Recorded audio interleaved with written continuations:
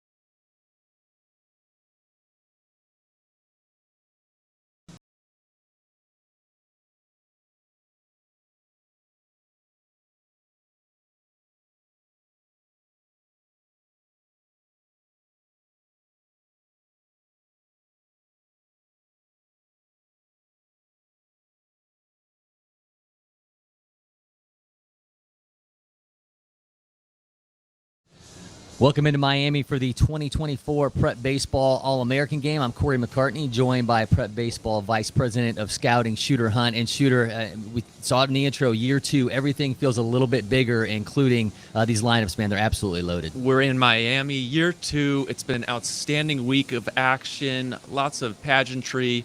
Now we all get to play on the field with some of the top players and prospects in the 25 and 26 class. Putting these rosters together, you had 10 guys back from the 2025 squad. When you were kind of filling in those pieces, kind of take us inside that process a little bit. Yeah, you know, you want to bring as many good players as you can. It's a long summer where some guys are shutting down, some guys are not sure about the travel.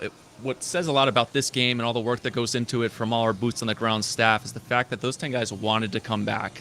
They made it a mission of theirs to come back to this, and a lot of them just wanted to win that second game. They wanted to defend that crown. They're again going to be coached by 7-time All-Star Matt Holliday, and then on the other side, Brandon Geyer has the 2026s. Last year in Milwaukee, we saw the younger guys pull that little bit of an upset win. I know you really like this 2026 squad and what they're going to bring to the table. You know, the Young Bucks are always trying to prove something as the underdogs, and you talked about Brandon Geyer. I don't know if anybody walking this earth right now has as much energy as he does, and he's definitely going to have those guys ready to play. Yeah, he's got that major league mindset for sure, and he's got an exciting group. Let's talk about the starting pitchers real quick. Gio Rojas going to be on the mound for the 2026s. We talked about him in the intro as one of those Florida guys. Tell me what we're going to see out of this arm. I think Gio Rojas would have had a strong chance to be a day one pick this year as a sophomore. on the mound at 6'3", 200 pounds. He's up in the mid-90s from the left side, which those guys do not grow on trees. Can really spin the breaking ball. It's a wipeout pitch. He's set himself up very nicely. He's the top pitching prospect in this 2026 class. You know what makes him even better is just being around him, how much fun he has on the field, and just his short memory, ability to bounce back. He's going to come out and flood the zone. Meanwhile, Angel Cervantes, who closed things out for the 25s a year ago, he's going to get the start this time around. Yeah, we talked about the fun that Gio has on the mound. Angel is as good a kid as it gets off the field. He gets between those lines, and he is an absolute bulldog. He closed things out last year. He's getting the start this year. He's a UCLA recruit, had a big summer. Can't wait to see what he does to get things started. All right, we're going to take it down to the field now. We're going to have our player introductions.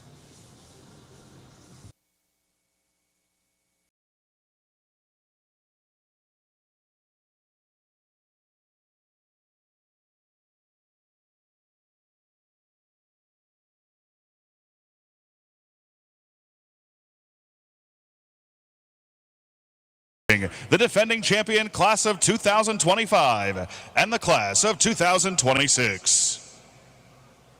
It's time to meet today's teams. First, the class of 2026, led by coaches Brandon Geyer from Westchester, PA, Jacob Turner from St. Charles, Missouri, Kevin Mulder, Kirkwood, Missouri, Brett Harrison, Las Vegas, Nevada. And now the roster, starting with number 2 from St. Augustine, Florida, Brady Harris. From Humboldt, Tennessee, number 3, Cade Allen. From Northbrook, Illinois, number 4, Ethan Bass. From Los Angeles, California, number 5, James Tronstein. From Argyle, Texas, number 7, Grady Emerson. From Rio Rancho, New Mexico, number 8, Anthony Del Angel. From Ottawa, Tennessee, number 10, Noah Wilson. From Crown Point, Indiana, number 11, Sean Dunlap. From San Diego, California, number 12, AJ Curry. From Newport Beach, California, number 13, CJ Weinstein. From Seattle, Washington, number 15, Eli Hurst. From Greenville, South Carolina, number 16, Carson Bowman. From Mobile, Alabama, number 18, John Stowers. From Pinecrest, Florida, number 20, Jacob Lombard. From Coral Springs, Florida, number 21, Gio Rojas. From Middleburg, Florida, number 24, Ethan Wheeler. From Keller, Texas, number 25, Cole Kinniger. From Powell, Ohio, number 27, Parker Van Engelhoven. From Freeport, Florida, number 28, Coleman Borthwick. From Shawnee, Kansas, number 29, Bo Peterson. From Woodstock, Georgia, number 33, Matthew Sharman. And from Bellflower, California, number 34, Gary Moores. Fans, the class of 2026.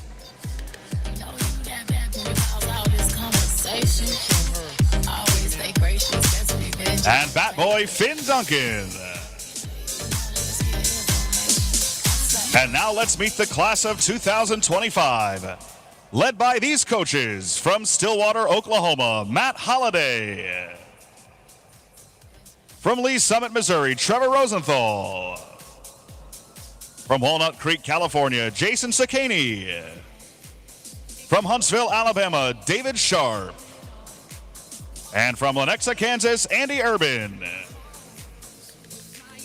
And now let's meet the players from the class of 2025. From San Antonio, Texas, number 1, Kason Cunningham. From La Vista, Nebraska, number 2, Danny Wallace. From Livonia, Georgia, number 3, Ty Peoples. From High Point, North Carolina, number 4, Josh Hammond. From Purvis, Mississippi, number 5, JoJo Parker. From Wendell, North Carolina, number 6, Briggs McKenzie. From Linwood, California, number 7, Angel Cervantes. From Corona, California, number 8, Billy Carlson. From Mount Vernon, Washington, number 9, Xavier Nyans. From Canton, Georgia, number 10, Reed Worley. From Buford, Georgia, number 11, Cannon Golden. From Johnson City, Texas, number 12, Johnny Slowinski. From Purvis, Mississippi, number 13, Jacob Parker. From New Albany, Mississippi, number 15, Landon Harmon. From Stillwater, Oklahoma, number 17, Ethan Holliday. From Versailles, Kentucky, number 18, Owen Jenkins. From Willowbrook, Illinois, number 20, Jaden Fauski. From Fremont, California, number 21, Braden Jackson. From Chino, California, number 22, Seth Hernandez. From Valparaiso, Indiana, number 23, Caden Kroll. From Jefferson City, Missouri, number 24, Jordan Martin. From Rancho Cucamonga, California, number 25, Brady Ebel. And from New York City, New York, number 29, Justice DeJong.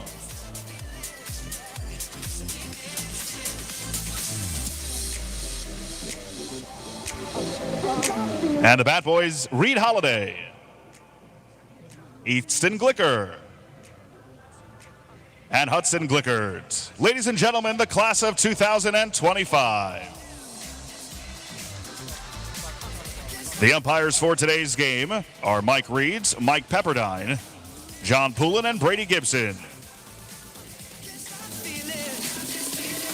Fans, at this time, we ask those who are able to please rise and remove your caps for the presentation of our nation's colors and the performance of the Star-Spangled Banner.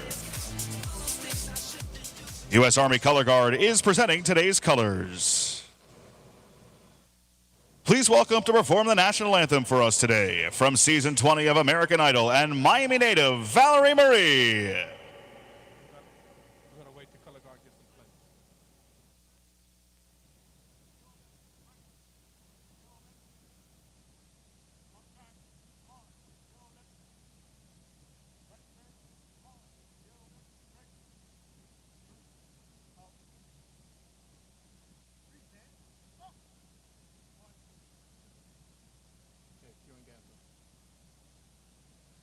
Oh, say, can you see by the dawn's early light what so proudly we hailed at the twilight's last gleaming, whose broad stripes and bright stars through the perilous fight o'er the ramparts we watched were so gallantly streaming, and the rockets' red glare, the bombs bursting in air, gave proof through the night that our flag was still there.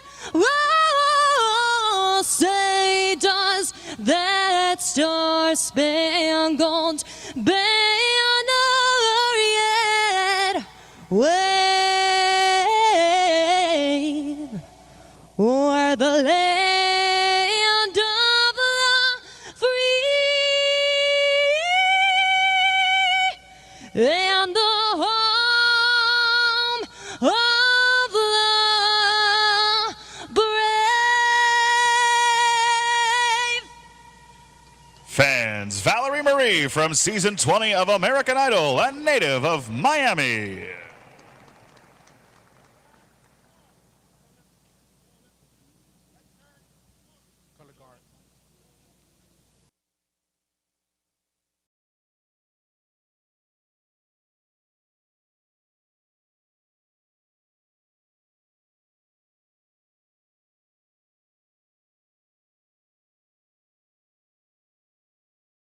Today's ceremonial first pitch of the game.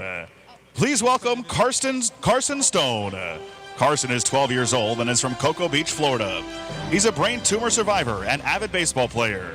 He recently played on the Merritt Island Little League All-Star team and made it to the sectional tournament before being eliminated by the eventual world champion Lake Mary Little League team. He currently plays on a Fellowship of Christian Athletes travel team. When Carson was 6 years old, he was diagnosed with a juvenile brain tumor. Thankfully, after several surgeries and an extended hospital stay, the tumor was removed and found to be benign. Carson and his family are grateful for his remarkable recovery. All right, Carson, whenever you're ready, let's see it.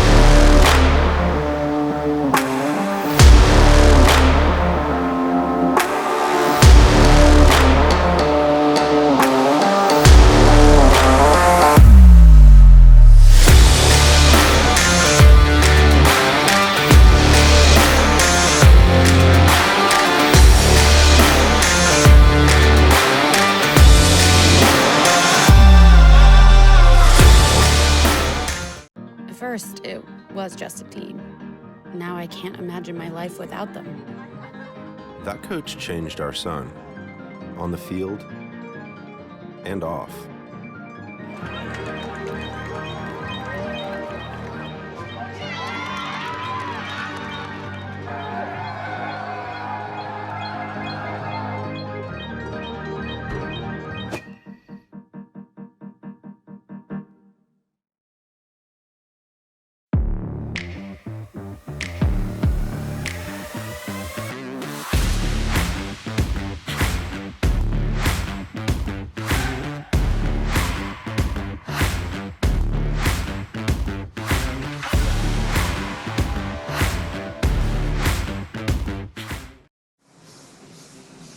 Angel Cervantes on the mound as we begin our action here in the 2024 Prep Baseball All-American game. Corey McCartney along with Prep Baseball Vice President of Scouting, Shooter Hunt.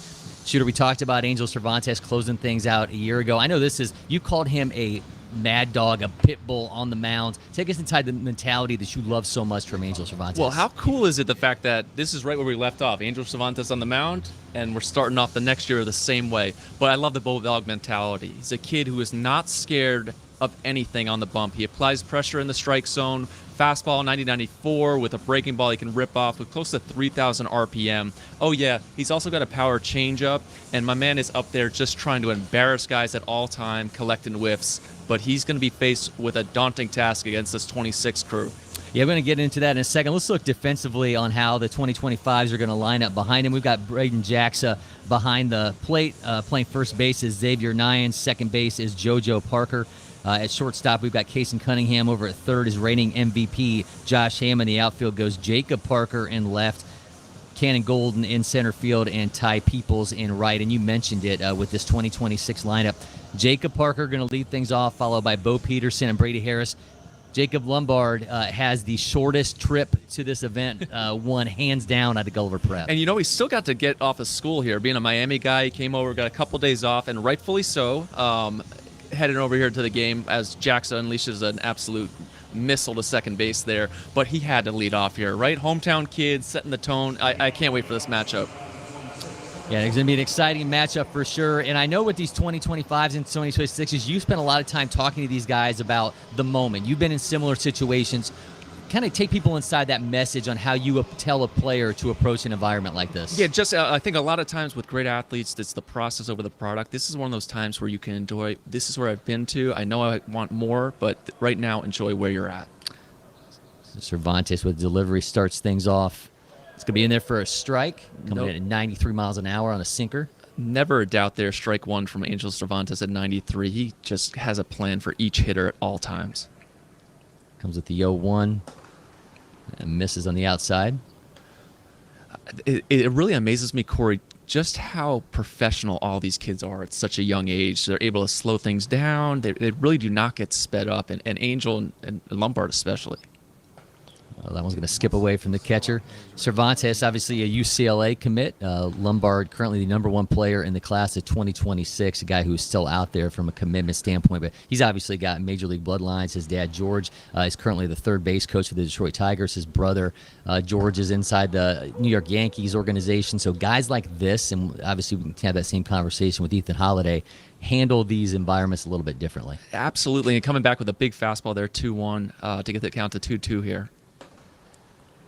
Holds back. He's going to be one pitch away from a trip down to first base. I'm always intrigued with these guys from the West Coast when they come east. It's very humid here in Miami, obviously, but how they're able to grip. They're not used to that strong humidity with the breaking ball, especially. Oh, gets the punch out. Angel Cervantes starting things off with a bang here for the 25s. You know what? That's a good job by the umpire right there to kind of set the tone of the day. Hey, boys, we want to be swinging, but I don't know. In my notes, I'm going to have to put that Jacob Lombard strikeout down. That could have been a questionable. Definitely walk there.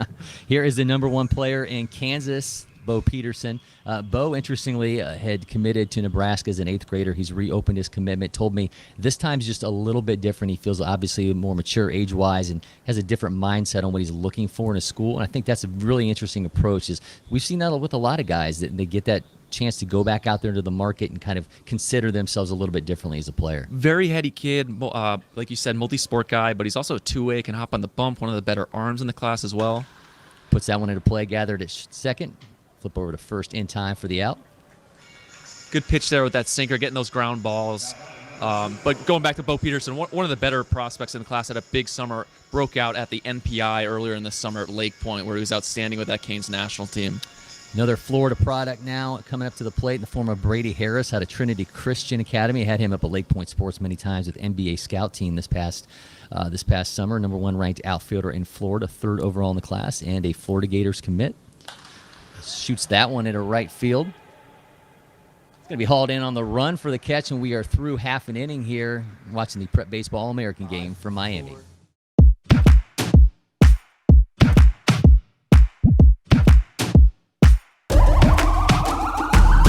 This is the moment we waited for. Everything you want is right here. We gon' give them what they came for. We gon' take it up from last year. Shoot 'em my shot, boy, I'm long range. Me and the team on the same thing. Stayed down, never switched up. Only thing changed was the game. I'm in the zone now. Nothing can change what we on now. When I pull up, know it's going down. Foot on the gas, ain't no slowing down. Aiming for greatness, no settling. Kick down the doors, they won't let me in. Taking no else, yeah, I gotta win. Watch me kick down the doors, they won't let me in. Who running the game now? Foot on the gas, can slow down. No, my team, we holding it down. We know we running it now. Watch the game change. Watch the game change. Watch the game change. Watch the game change, yeah.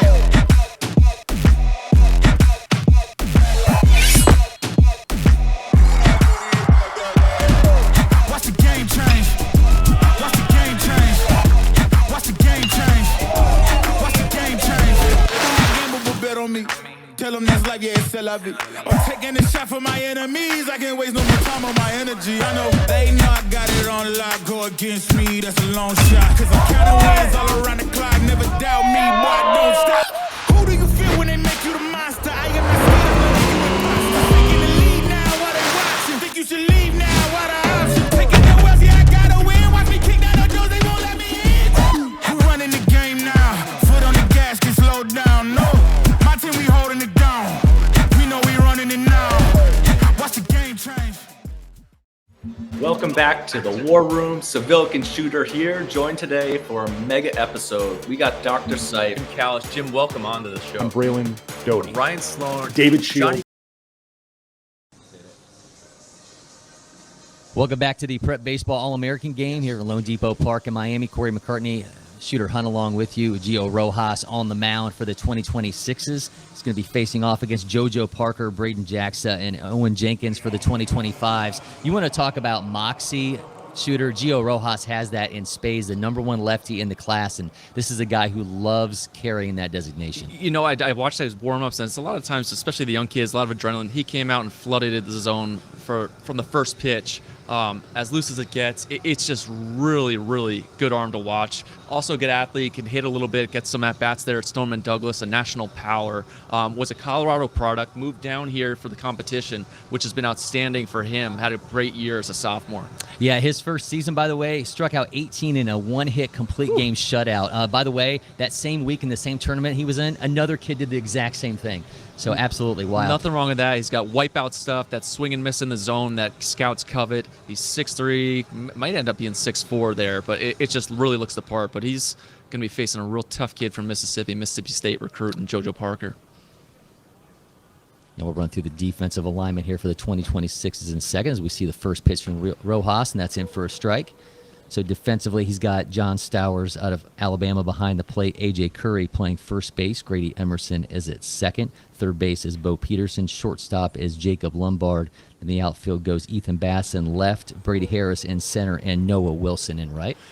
We got a big zone here to start, 91-92. Nice, friendly zone for these pitchers. Hometown kid here in Florida, Gio Rojas. Parker's definitely at the battle. It's been 91-92 with those first two pitches. Oh, man, this is loose and easy. Comes the 1-1 from Rojas. That one's going to bounce. So, of course, we have the Parker twins in this one. JoJo told me that he typically does bat leadoff during the high school season. During the travel season, he typically says he's a little bit further down in the lineup, but all too familiar and all too comfortable with being atop the order. You know, with the Parker twins, JoJo felt like kind of the sleeper going this summer. He's not a sleeper anymore. He's a big-time guy. I told him very similar to Carter Johnson. Well, we've got our first hit of the ball game as Parker sends that one into the left field gap, and he's on his way into second base, and he's going to be in time for a leadoff double, so getting things started for the 2026s. Ooh, I got goosebumps on that one. Nice piece of hitting there. No sooner do I say Carter Johnson, who can really hit. Yeah, absolutely. Drills that one into left field, down into the gap, and he was on the run. Like I was saying, JoJo Parker, I've loved being around him this week. Just the intentful focus on expectation of success. Not very loud guy, but you can just see it on his face that this dude expects to be good. We want to talk about size. We absolutely have that coming to the plate now. And Braden Jackson, the Oregon commit, 6'6", 202 pounds, exit velos north of 104 miles an hour. And this guy, you talk about run production, this is that embodied in Braden Jackson. And you know what, Corey? I thought he had a huge summer where he blossomed into that upper echelon, tier 1 guy. He can really hit. That power that comes for him is ultra easy. He's the best catcher in the class. He can also really run in the outfield. Almost looks like a gazelle out there with his, I think, I'll go 6'5.5" for him. Not quite 6'6".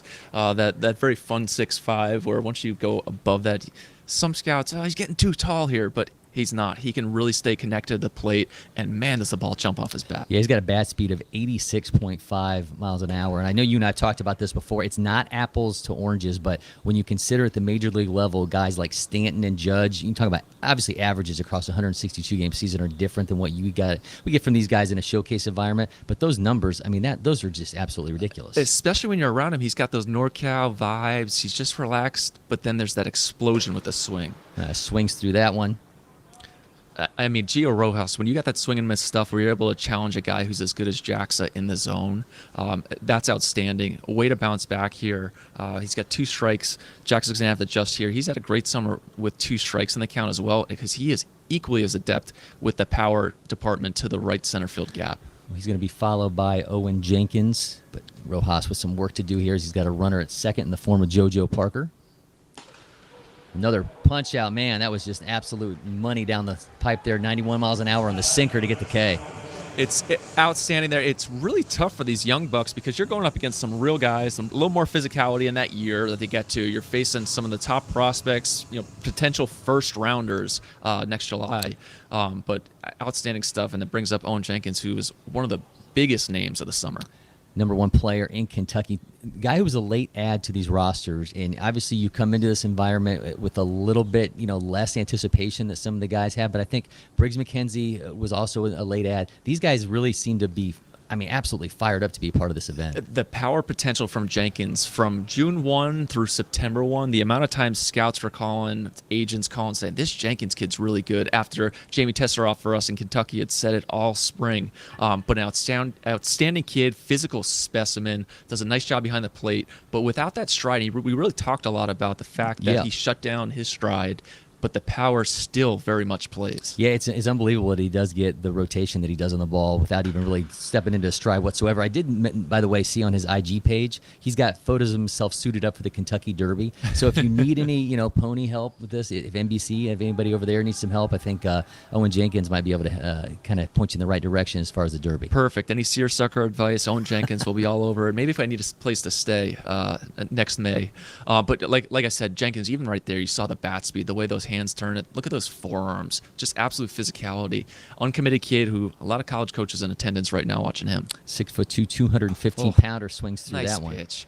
That board was just said absolutely curveball. That looked like a change up there to me. Yeah, that was gross. 75 miles an hour. And you can change speeds like that in eye levels when you're Gio Rojas. You understand why this kid is currently the top-ranked lefty in the nation. This is one of those guys, Gio Rojas, where scouting-wise, you don't have to look far. That guy hits you as soon as you walk in the ballpark. Square shoulder, 6'3". Now he's got 3 pitches for a strike. We'll see what Jenkins does here. Glances back at the runner, fires. Swing throughs that one for another strikeout. Gio Rojas stepping up after giving up that leadoff double. Pull the string. Why not double up there? That shows a lot of moxie. You know what else is great? John Stowers does a great job behind the plate receiving. He's with that Aces National program in the Panhandle, Alabama kid. He calls a great game, which is a big reason why he's behind the dish right now handling Gio Rojas. So you're currently a Pacific Northwest guy. I know you have some adoration for those, and here's one right here in the form of Xavier Nyans, the #1 player in Washington and Oregon State commit, 6'4", 200-pounder. This guy, two-way, he absolutely gets it done. Commanding presence. The ball jumps off the bat. He had some not waiting around there, my man. Getting off some hack there if he make contact. Whoa. Daddy hacks only. But I told X where Mizuno did such a great job outfitting them. I said, hey, the bat you made out of the trees we chopped down in the Pacific Northwest, we can just use the Mizuno this week. But he swings some heavy lumber, love the power, but he really has a commanding presence in the box, has one of the better eyes in the box, which is really difficult for a cold weather kid who doesn't see these arms quite as often. 2022 junior feature gamer, so he's been in the prep baseball woodwork here for quite a while, coming off a year in which he hit .443 with 10 doubles, 2 triples, 3 homers, and then got on the mound with an 8-0 record, posting a 1.26 ERA, 44 innings, 60 strikeouts, a 191 batting average against this kid. Just an absolute ball player. It was a really good take right there with that slider, 0-1. Oh, gets the call a little high there, Rojas does. So he's getting the hometown vibes here with that strike zone. He's taking full advantage. Gio's been 89 to 92 right there. And you know what? Ironically, I told X earlier on in the week, I said, I think more than any other prospect in this 25 class, the umpires were a little tougher on you this summer, where he had some strikeouts where the balls were off the plate, up. He's got a great commanding presence in the box again, but that strike zone awareness is there. Rojas with the 1-2. Oh, just misses. Thought he had himself another punch out. Well, you know what? At least he's being consistent there. That ball is about 2 inches off the plate. You can't strike a guy out like that, right? You give him 4 inches up, you give him 2 inches off. It's hard enough to hit already. But I love the aggressiveness that Xavier brings to the plate. Hits the ball hard to all fields. Again, a really good athlete. You talked about his pitching stats. He's also one of the better pitching prospects, although I think that the bat's really going to be what propels him. There's just too much value in him being on the field every day. Yeah, I was talking to Eli Hurst about just the amount of players coming out of the Pacific Northwest these days, and maybe a little bit underrated from a national level in terms of what they're pushing out, but you think back to Corbin Carroll and just on and on. Now, obviously, you've got Nyans, you've got Max Hemingway, who's a 2027 along with Hurst. The Pacific Northwest got some dudes, and they're ready to show it. Are you just going to place me on my high horse here in the Pacific Northwest? You go on Adley, Rutschman, go throughout the whole Oregon State Beavers, Oregon, UW, all those guys, J.R. Ritchie, Jackson Cox, a ton of first and second rounders, especially the last few years. Xavier's the next in line, along with Eli Hurst, who we'll see here in a second. 2-2 is the count from Rojas to Nyans. Get away from the catcher, so we're going to have a full count. Johnny Stower's trying to bring that one up and save, steal a strikeout there for Gio. Good take again. Xavier did have a fair amount of strikeouts when I was watching him at USA. I did feel like the umpires were a little bit harsh on him, gave some balls off the plate. A take like that, that's not something that high school kids do. Left on left, he has not seen a lot of live pitching the last few weeks, I'm sure. He's probably been in the cage back home in his barn. to come in, see the number one prospect on the mound in the 26 class, left on left like that, that's outstanding. Comes the 3-2. Another punch out. Man, that was just absolutely money from Gio Rojas. That is not nice. Man, just fantastic stuff there from the number one lefty in the nation out of Stoneman Douglas, showing out in his own backyard.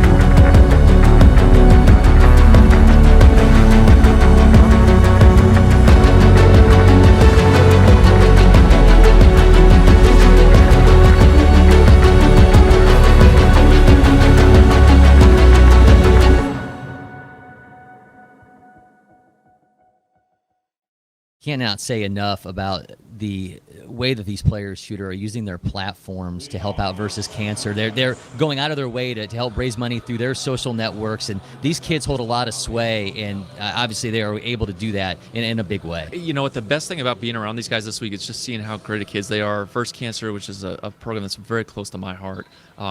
Outstanding work with them. New pitcher on the mound for the 2025's Johnny Slawinski. So we go from one lefty to another. Grady Emerson at the plate here. And you will notice Grady is swinging a pink bat. Yeah, that's a little bit of Miami swag, but he got with the folks at Camwood. He also has a close friend whose mother is dealing with breast cancer. So we talk about versus cancer. We got a guy up here who's trying to make an impact as well, and obviously swinging a bat that speaks volumes. Outstanding stuff from Grady, who's a very heady, mature player, and also one of the best, if not the best, hitter in this 26 class. It is a Texas on Texas matchup right now, though, so there's some real battle. West Texas going up against Dallas here. Johnny Slawinski, who is one of the sleeper draft guys in this class. Real three-pitch mix, silky smooth mover. The arm really works quick, and I think he's one of those guys who could really blow up over the next 8 months. In July, he decommitted from Baylor. He puts Emerson down on strikes. Number 1 ranked lefty in Texas. Number 3 overall. Number 3 lefty in the nation. Was now a Texas A&M commit. We've seen a lot of guys moving towards Texas A&M, and Slawinski going to potentially bring a big arm to College Station. You know, it was cool. We talked about College Station. I said, you're like a junction boy right here with the workouts that he was doing. He does a lot of workouts at 8U where he's going 3 hours out in the fields on the hottest days. But an outstanding kid, always betting on those Texas arms, especially guys who have the chance to blow up. They always throw harder. He's working 89 to 92 right now. It's a 3-pitch mix. Tough left-on-left action for A.J. Curry, who had an outstanding summer after a big year in the state of Kentucky. You want to talk about interesting players. A.J. Curry, absolutely that. He was in California, spent last year in Kentucky. He told me that his mom went out there. His uncle had started a business, so his mom went out there to help him run it. Now he's back in California. His 1 year in Kentucky, he becomes the number 1 player in Kentucky, a 2024 future gamer, and man, just the metrics on this kid: exit velo of 96, bat speed of 84.7, runs a 6.81 60. Oh, and he gets on the mound and throws up to 90. Oh, and he's a bucket on the hardwood. He's 25 points a game is what he was telling me, and his dad let me know that was fact. So we'll see what he does on the circuit there in San Diego. But he was putting balls in the upper deck yesterday, which I was not ready for from him. After seeing him at the future games, can really cover the plate, hit the ball to all fields. Had 3 hits in one game at the future games, which is not an easy feat against guys who are blowing it out for a couple innings. But silky smooth stroke, real flick in the wrist, and he's able to change planes on that barrel. He hit .552 this past high school season for Larry A. Ryle High School in Kentucky. Mentioned now back in California. That, by the way, broke a 14-year-old school record. So you talked to the kids about owning the moment. We heard about them kind of leaving footprints. Man, this kid's leaving some serious footprints everywhere he goes. Absolutely, and another guy who's just a treat to be around. Mature kid who's confident in his own skin. I got to go back to Johnny Slawinski. The 2-2 backdoor slider that he was able to throw was outstanding. Might have got squeezed a little bit there, as A.J. Curry's going to once again battle deep into a count. So we got a full count here. Right down the middle, another punch out. He thought he was going to make a trip down to first base. Instead, he's headed back to the dugout. Looking slider, and you can just see that West Texas swagger that he's got out there, that quiet confidence. I was asking him about his throwing program over the offseason, and it looks like he's got a chance to really make that jump. He's now facing with 2 down Anthony Del Angel from New Mexico, and I talked to Anthony's dad and Anthony yesterday as well about this. The setup at the plate is a little bit unorthodox. They told me along the way they had coaches who maybe wanted to alter things a little bit. Change up. But then you see what this kid's able to do from a production standpoint. Just get out of the way and let him work. You know, you said it. It's very unique. It's fascinating. And all summer, all I heard was Anthony Del Angel is a freak. All he does is produce. And he told me going into this, I said, hey, you're going to have 2 hits or 3 this week or today? And he said, we'll start with 2 and see what that third at bat goes.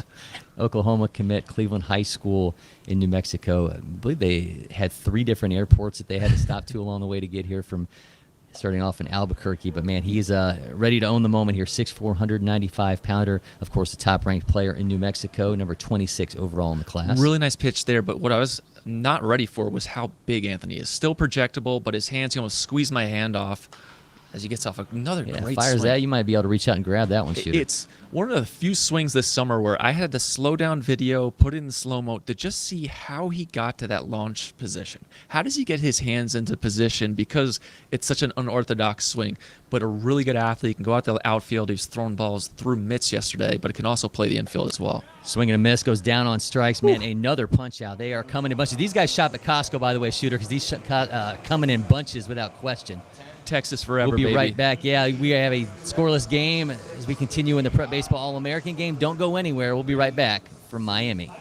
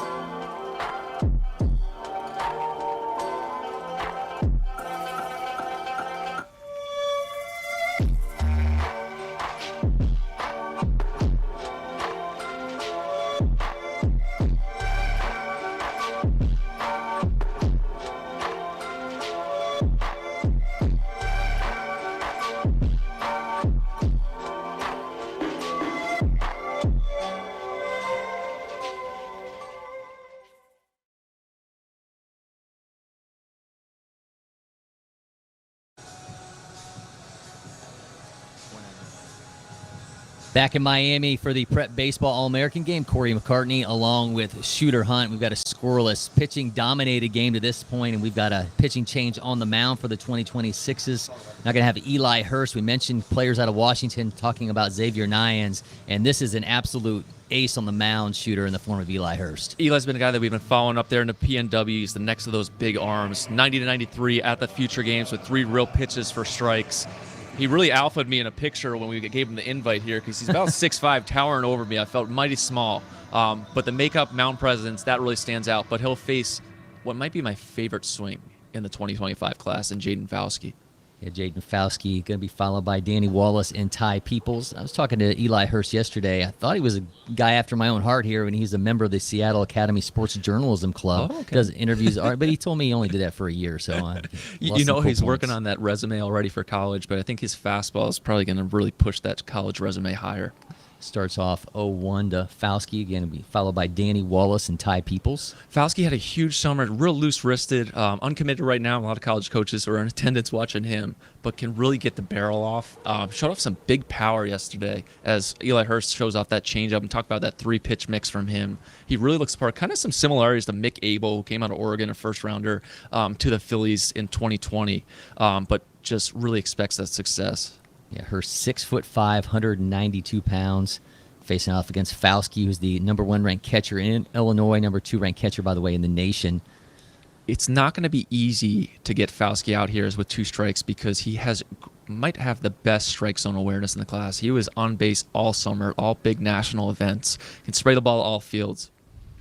I think he has to hold a special designation as he goes down on strikes. 3-time junior future gamer. I mean, that was icing on the corner right there. That was an absolute outstanding sequence from Eli Hurst, showing real maturity there. I think in a few years, Fauske might be able to challenge that in AAA and head that up to the booth if we had some robot umpires. But that was a great pitch, expanded a little bit with 2 strikes, right on the black. So this is the first time we've had a Future Games MVP take the stage. Of course, this is the second year, but the first time we've had a Future Games MVP in this game in the form of Danny Wallace, and he fires that one down the right side. It's going to go foul. I talk a lot about guys who can turn the barrel tightly in a tight window.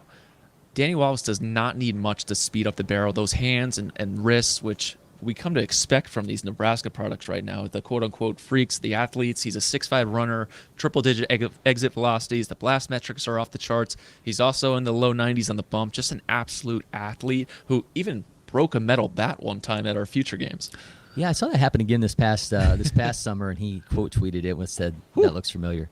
That's in for a strike. Yeah, Papillion La Vista South, number 1 ranked player in Nebraska, 26 overall in the class. Oklahoma State commit, stands 5'11", 190. Look how comfortable Eli Hurst is on the bump right now. 89-90, getting ready to shut down for the fall here. Oh, nice slider, just a little bit low. I thought he was walking that off at 75. But that 3-pitch mix, he's seen what Wallace can do. He's been really aggressive early. I'd be surprised if he doesn't go back to that slider here.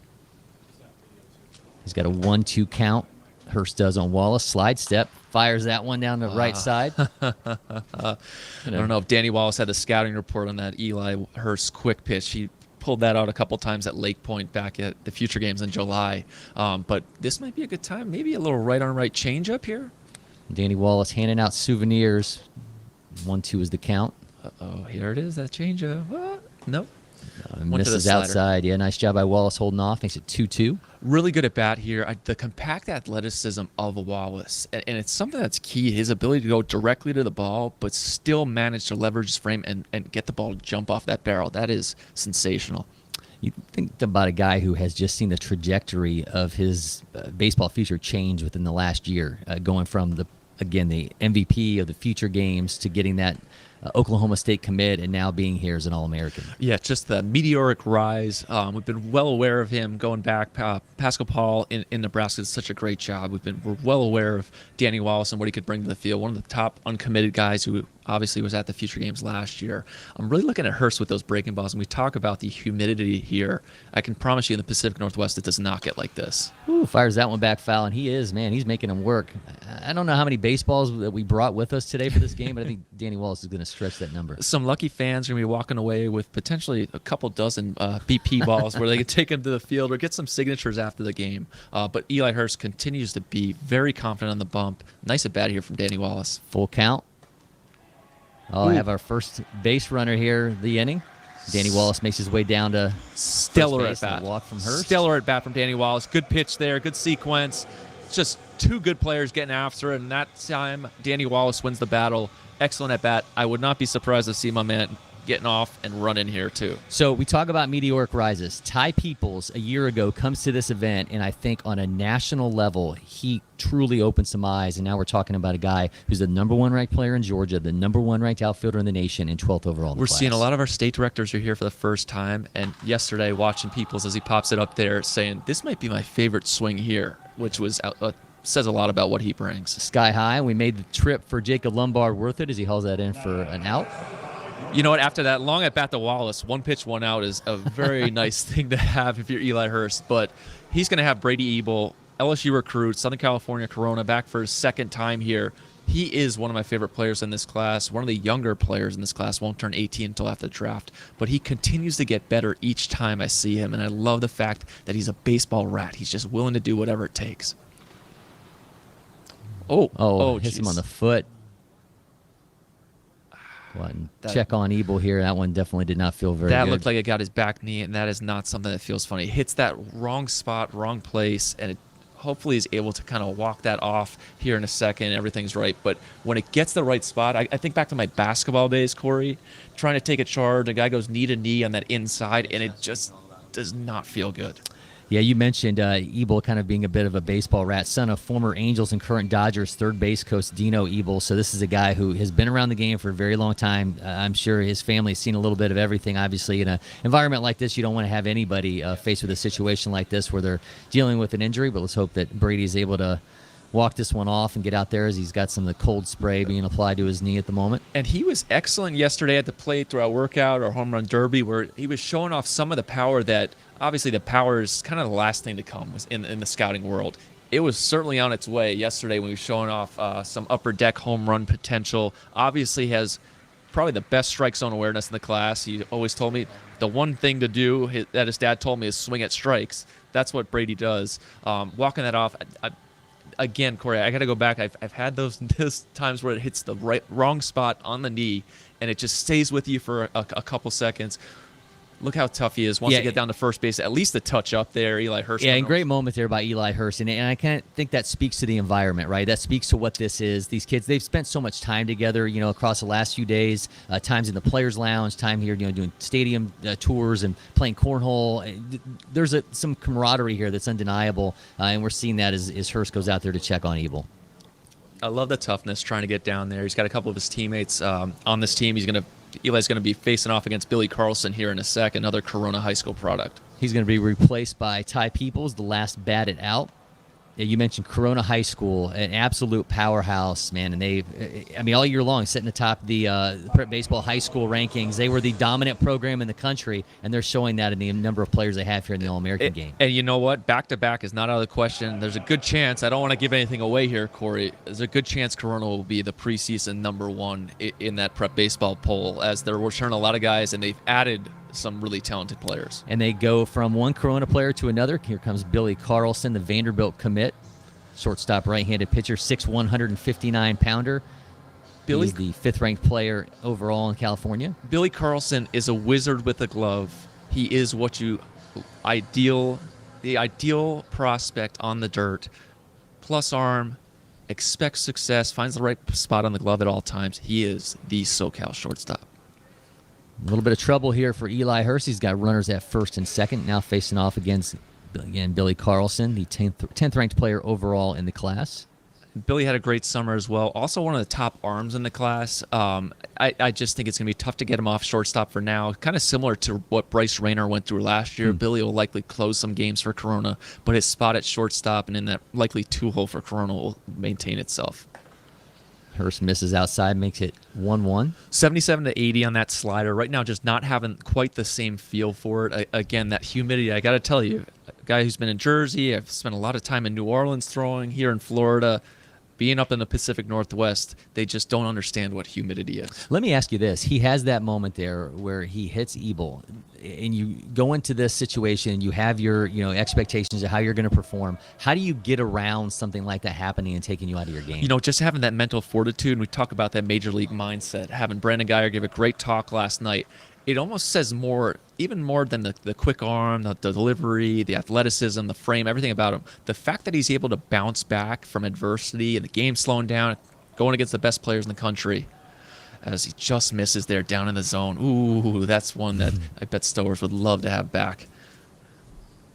But anyway, that's something that almost speaks even louder volumes for a guy like Eli Hurst. His mound presence going up against the best players in the 25 class, guys he's heard about all over the country. He's not afraid to just jump back into the zone here. Well, he's got a 2-2 count to Carlson. A ground ball to Jacob Lombard would be great right here.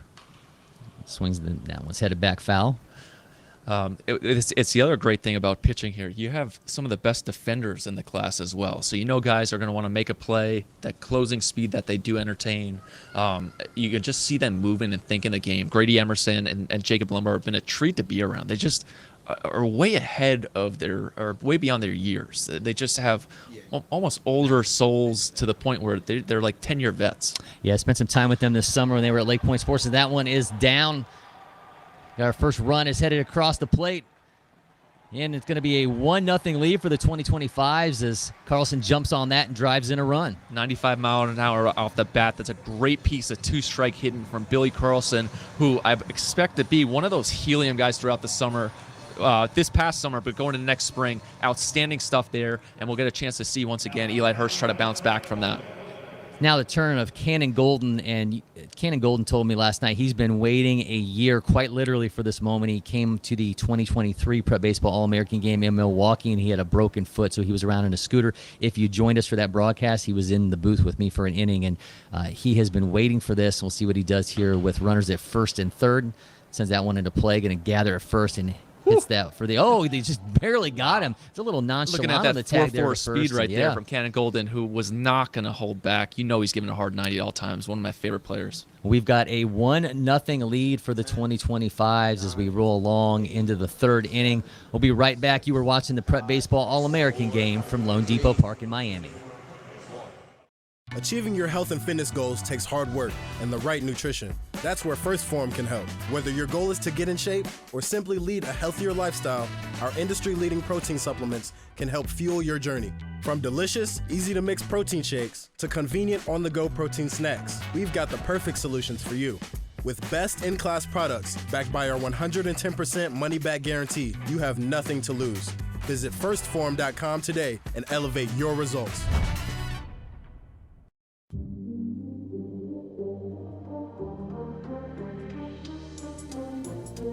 The lines are painted, they just finished dragging the infield.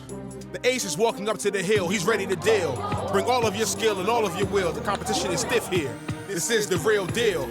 Also where opportunity meets preparation, and a lifetime of dedication to the game with the little white ball with the red stitches. Scouts grading your range, your arm, and how well you read pitches. Believing you're one of the best hitters that nobody really knows about. The people have to take notice now. The memo is going out. The glove is good, you might have to flash the leather. Ask the pitcher, gas and cheddar at the knees or at the letters. These dreams have directions, they say this way to the top. This is your best shot, playing against the best, raising your stock. A good chance to sign a contract and then turn pro. And maybe even get that call up to go play in the show. The stadium is packed from miles away, the crowd can be heard. Double to the gap, man rounding third. It's all grit, all focus, all heart, all grind. Top of the first to the bottom of the nine. Bottom line, welcome to the MLB Draft League.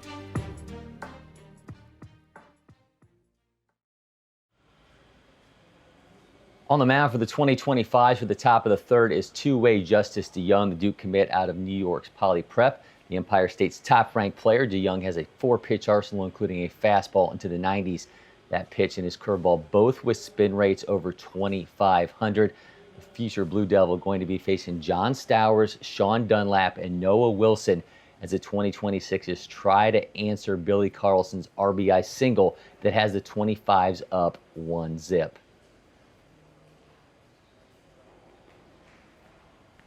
Here is John Stowers, Alabama's #1 player out of St. Paul, sends that one foul. 5'11", 194-pound Auburn commit has exit velos of 98.2, bat speeds up to 74.6 miles per hour. Impressive numbers, no doubt, but behind the plate is where Stowers is putting up some ridiculously elite numbers as he sends that one down the left side. Pop time of 1.874 to 1.94. To put that into context, JT Realmuto, Corey Lee, and Patrick Bailey sit atop MLB StatCast leaderboard at 1.85. That, of course, an average across the grind of the MLB season, but it certainly speaks to the insane talent that the 2021 Junior Future Gamer brings to the catching position. There's going to be one down as we go from one tooled-up catcher to another one.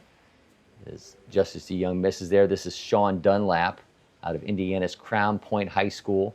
That state's top-ranked catcher, the second-ranked catcher in the nation at the position, behind only Stowers. Swings through that for a strike. Make it 1-1. Dunlap was at Lake Point Sports back in July for the feature games where the 6'2", 188-pounder opened up some eyes to the point where we're talking about him landing a spot here in Miami as an All-American as DeYoung misses there, runs the count to 1-1.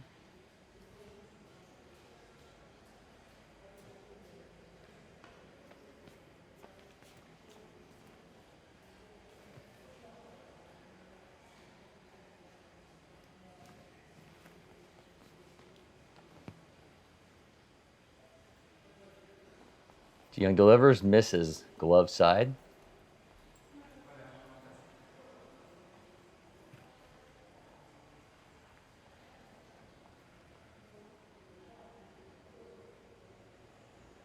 DeYoung goes again, misses again. So we're going to have our first base runner for the 2026s. Trying to break through here, answer that Billy Carlson single that has the 25s up 1-0. We talk about guys that made the most of the Future Games platform, and that was indeed Tennessee's Noah Wilson out of McCallie High, also a member of the vaunted San Diego Padres scout team. Uncommitted outfielder, exit velos into the mid-90s, bat speed up to 79.2, trying to help the 2026s draw even as they trail 1-0 here in the third. DeYoung goes inside to the lefty.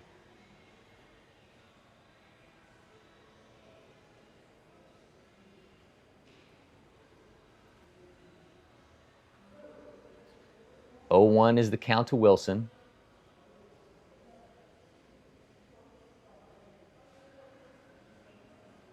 Goes back to the same pitch, but misses to make it 1-1.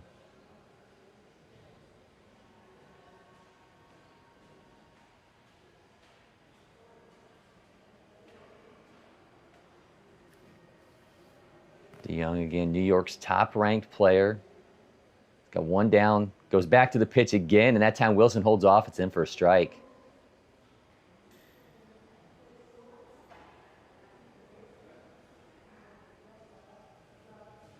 DeYoung's got him 1-2 with one down here in the third.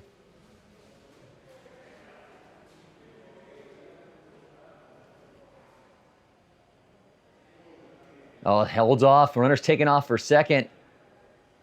Sean Dunlap in for the stolen base. Man, showing off the tooled up catching right there. Gets under the tag of JoJo Parker and Dunlap, showing off the speed with a reminder that catchers are athletes too. These 2026s, man, it's like a parade of future gamers who's who. We now go to Cole Kinniger, who steps in with two down and a runner at second.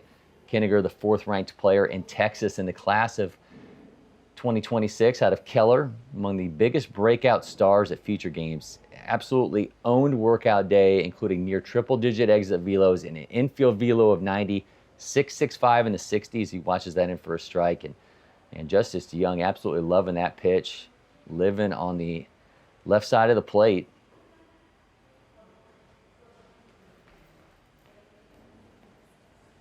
Cole Kinniger trying to even this thing up for the 2026s.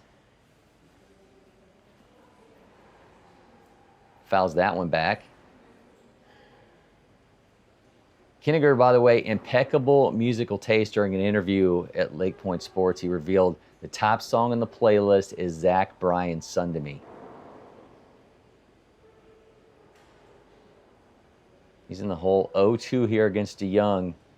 Again, you got a runner at second in the form of Dunlap, who reached via walk and then stole second.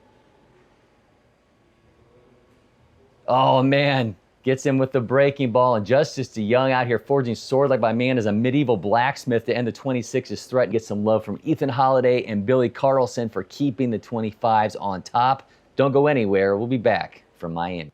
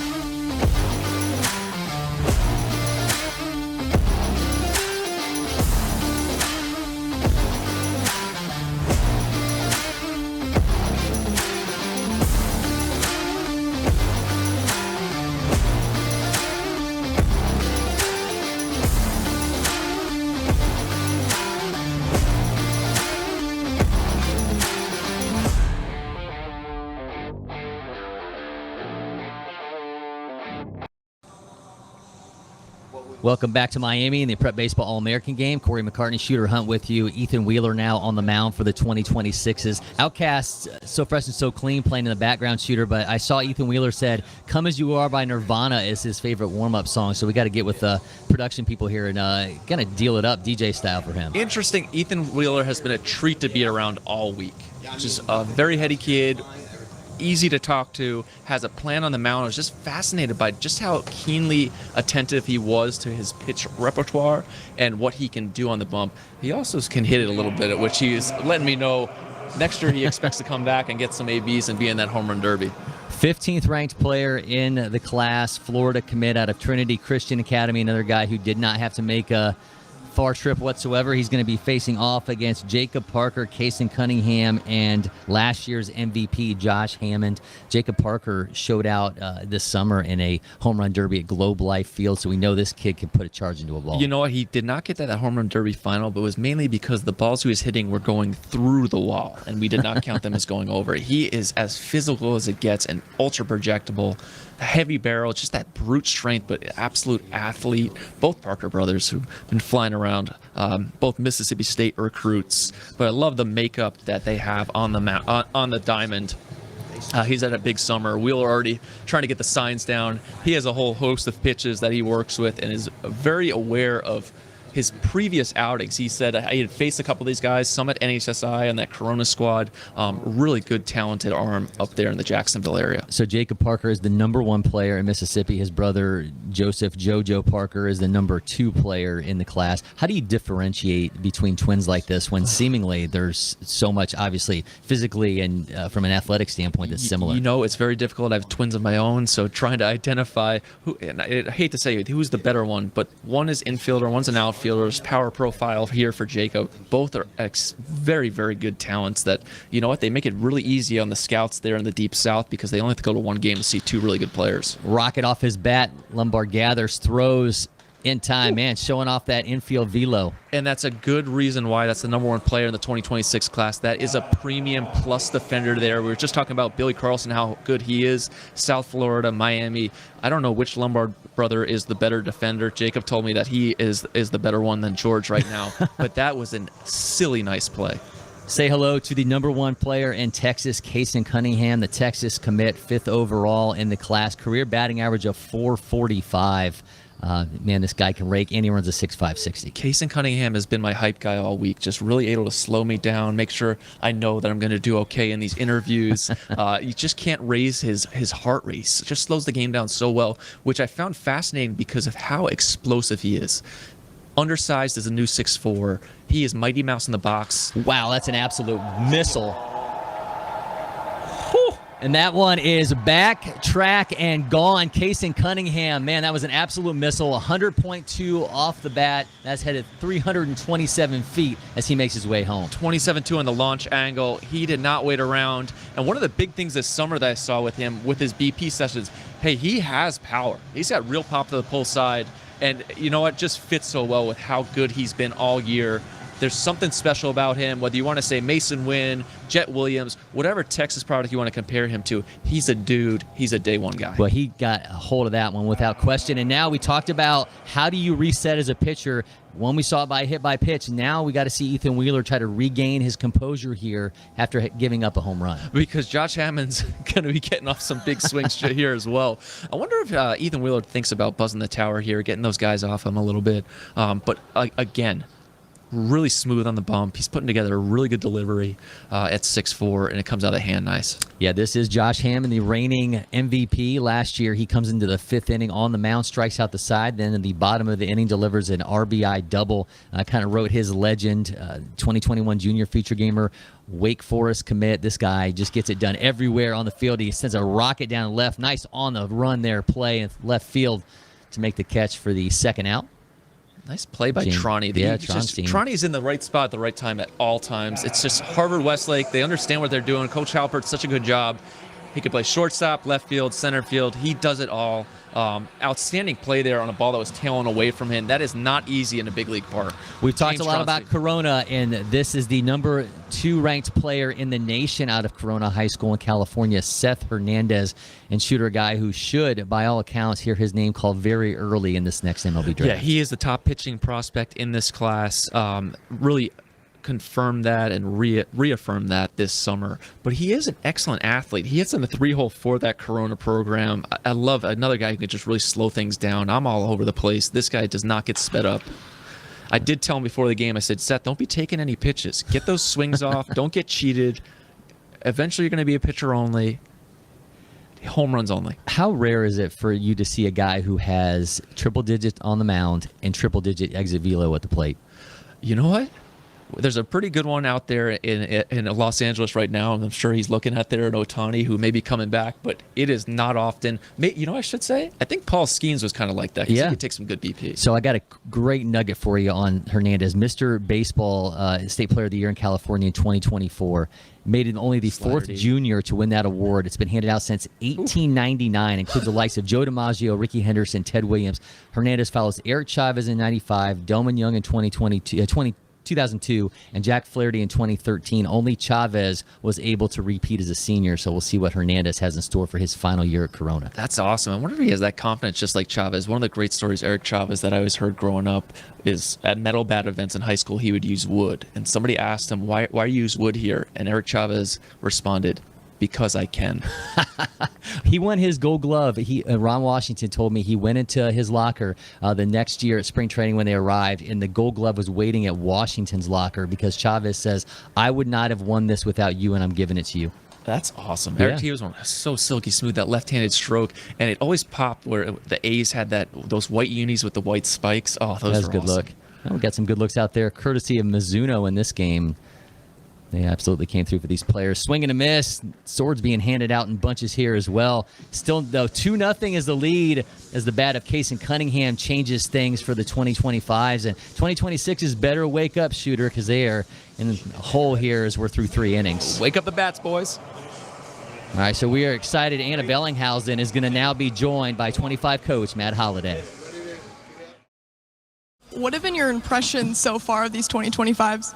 It's been fun to watch. You know, they're a bunch of good players, good kids. I've got a chance to watch them out on the scene, having Ethan play on a lot of the same teams, so it's fun to watch them.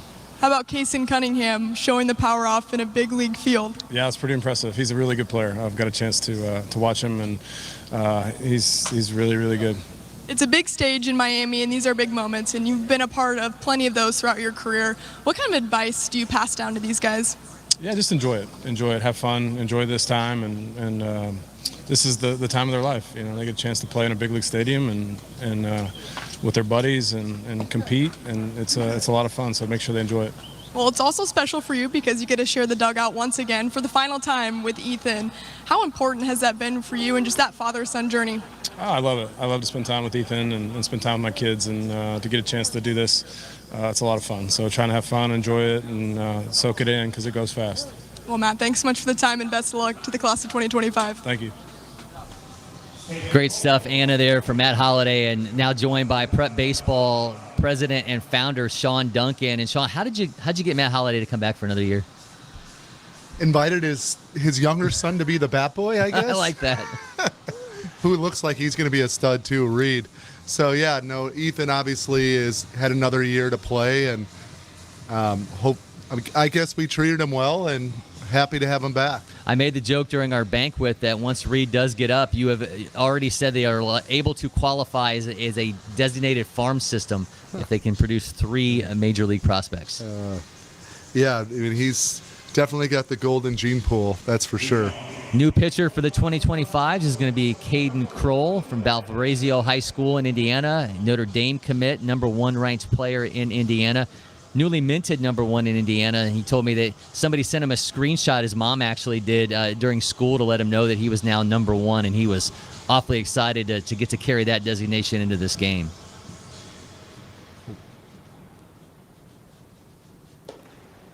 That's a miss to Ethan Bass. Ethan, previously an Illinois commit, he's reopened that commitment, told me after committing as an 8th grader, he was excited to kind of go out and reassess things and dictate his new baseball future. I'm going to be making some trips here in the coming weeks and excited to see what might lay ahead for him as he kind of reassesses his college standing.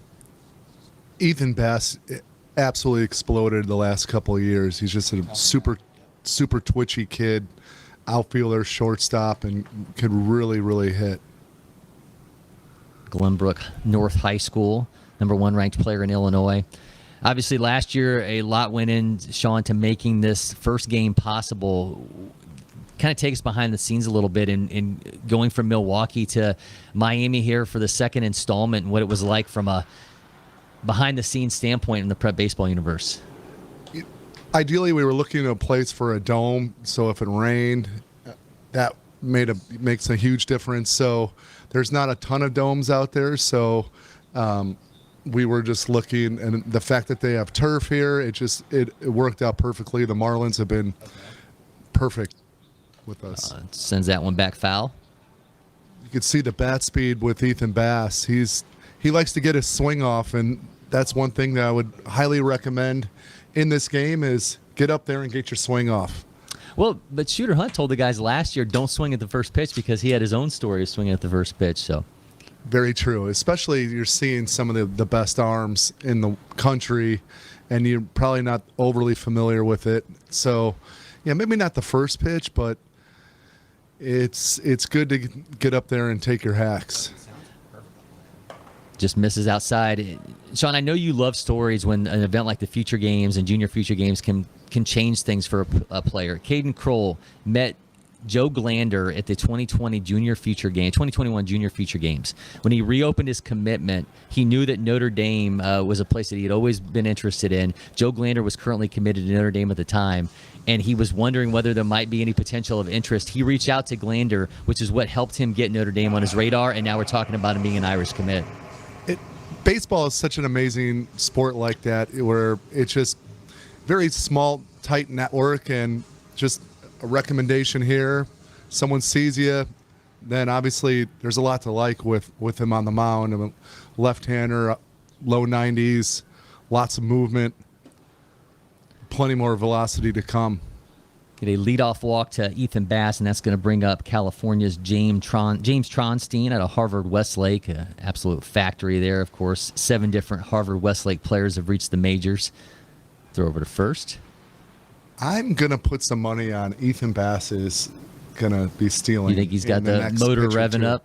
Yeah, he has to see what the move is. He's got the absolutely ridiculous sliding mitt on. He's ready to put that thing in motion. Kroll glances over, throws Tronstein with a big hack. Tronstein has looked really good in BP. It's just a really quiet, flat path and he hit all summer long. He's the #1 ranked player in California, again out of Harvard Westlake, 104.9 exit velos. And he's not even a big kid either. And yeah, listed at 5'11", 165, and he runs a 6'6", 460. I feel like they're built on labs now. You know, when you look at the metrics on him, it's like, how is this? And you mentioned his size. I mean, it's like, how are these metrics coming? Bass taking off, throw to second. I guess right underneath the tag. That was absolute on the dot money, but Bass able to get under. Who's back there? I can't see the number. That's Jaden Foskey back there now. Yeah, just right underneath the tag, Casey Cunningham, last innings hero, unable to apply it in time. Sends a rocket into center field on the run. He's going to be able to track that down. What a jump. Nice. Yeah, what an absolute grab.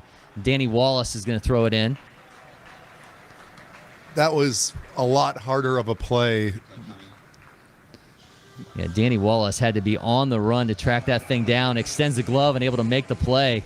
Man, that could have been all kinds of trouble, but Danny Wallace able to track that down. I was standing out there during BP, and it's kind of hard to pick up the ball in this dome here. You're on about a 1-second tape delay, but not for Danny Wallace because he was on that in a nanosecond and robbed him probably of a stand-up triple.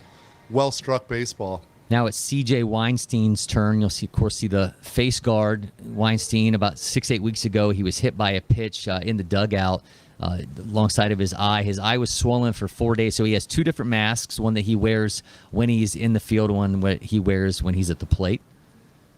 Obviously, an extremely scary moment for him. He said they had to do a scan of the retina to make sure there was no actual damage to the eye, but he is good to go. Just a little bit of blood still in the eye. I'm not trying to gross anybody out here, but you just grossed me out. I'm sorry to do that. Yeah, we'll get some Pepto-Bismol into your system between innings, and you'll be good to go.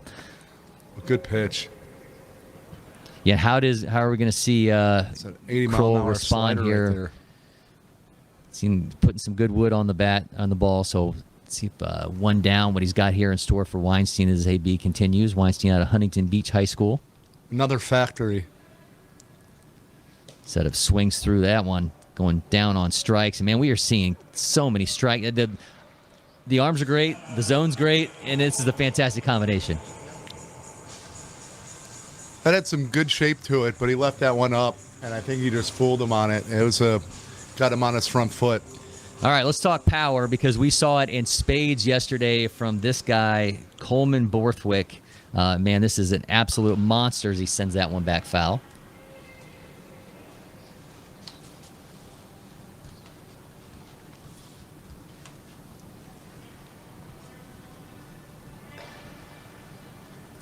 Borthwick, yesterday's home run derby winner out of South Walton High School in Florida. Number 4 ranked player in Florida, number 9 overall, Auburn commit, stands 6'6", 245 pounds. So if anybody's looking for a starting tight end in an NFL squad, they might want to hit up Coleman Borthwick. Man, that was a huge hack, 92. Supposedly he's really good on the mound, Shooter was telling me as well. Yeah, during MPI at Lake Point, he struck out 12 for Aces National. He's up to 95 with 2,500 RPM on the fastball. Going to see him a little bit later. Jeez. High school teammates, by the way, with Charlie Wilcox, a Georgia Tech commit. You talk about nice combinations. I mean, that South Walton High School team's got pitching for days.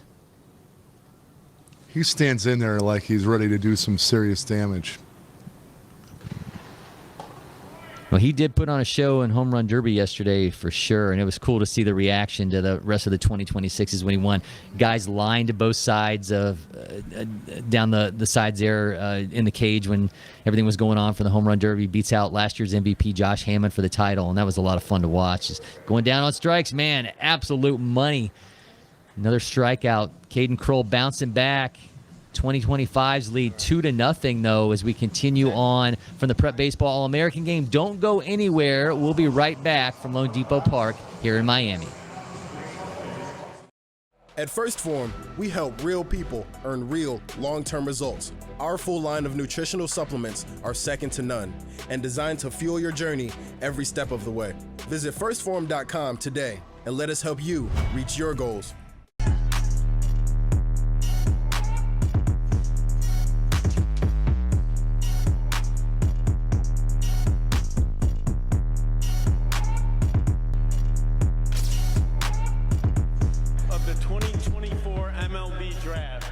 The Atlanta Braves select Cam Caminiti. Katie Dix was selected a shortstop of the Arizona Diamondbacks. Seattle Mariners select Ryan Sloan. The Miami Marlins select Carter Johnson. Philadelphia Phillies select Griffin Burkholder. The Tampa Bay Rays select Tyler Bell. Minnesota Twins select Dason Hill. The Chicago Cubs select High South Osuna. San Diego selects. Caleb Fountain. Arizona selects. Catcher Hunter Carnes. At first, it was just a team. Now I can't imagine my life without them. That coach changed our son, on the field and off.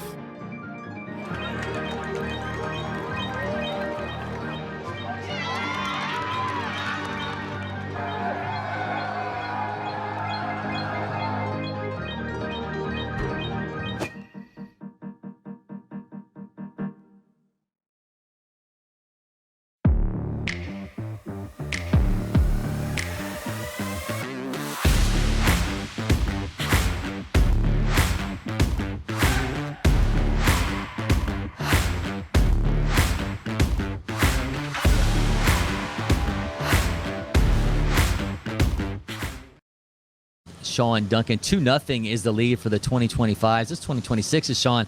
Better wake up because it's getting late fast here at LoanDepot Park. Well, they got to throw the bats around a little bit, but it's hard to when the 25 team just keeps rolling out dude after dude on the mound. Well, speaking of such, 2026 has one here in the form of Gary Morris from Orange Lutheran, and we keep talking about factories out of California when it comes to major leaguers. Orange Lutheran. Another one is the top-ranked right-hander in the state, number 37 overall in the class of 2026. Fastball up around 90, also works in a change, curveball, and ridiculous slider. So we'll see if him rip a few of those off. No doubt as he's going to be facing Justice DeYoung, and then we'll be back to the top of the order with JoJo Parker and Braden Jacksa for the 25s. Morse is a big boy, 6'8", 190. Yeah. Looks like he probably plays power forward on Olu basketball team, maybe. Yeah, you think the extension on that frame has got to be just absolutely, it has to look like the ball is on top of you when it's coming out of his hand. He definitely utilizes his height. There's some big guys out there that really drop and drive, and he stays tall and really works downhill. Athletic down the mound, too, for his size as well. Well, we saw Justice DeYoung on the mound. Now we're going to see him at the plate for the 2025s. Again, the Duke commit out of New York, #1 player in the state of New York in the class. Got him exit velos around 106 miles an hour. He can do some damage at 2025s again. Already up 2-0. They've got 3 hits. 26 is still looking for their first hit in this ball game. Leads the first pitch up at 90. Justice DeYoung is just another one of these two-way guys that you're like, what is he going to do at college? Well, probably both, but what does he do in pro ball? It's hard to tell. Uh-oh. He's going to make his way down to first base. And do not like to see that. Yeah, second hit by pitch that we've seen out of the 2026 staff so far. Standing down at first base nonetheless. Keep it away from the head. So now we're back to the top of the order and JoJo Parker. He started off with a bang, opened the game with a double. Yeah, leadoff double out of Parker. Again, I mentioned he told me he loves batting leadoff, does it during the high school season, so he was all too comfortable with that, even though he's doing that in a obviously elevated environment here in Miami.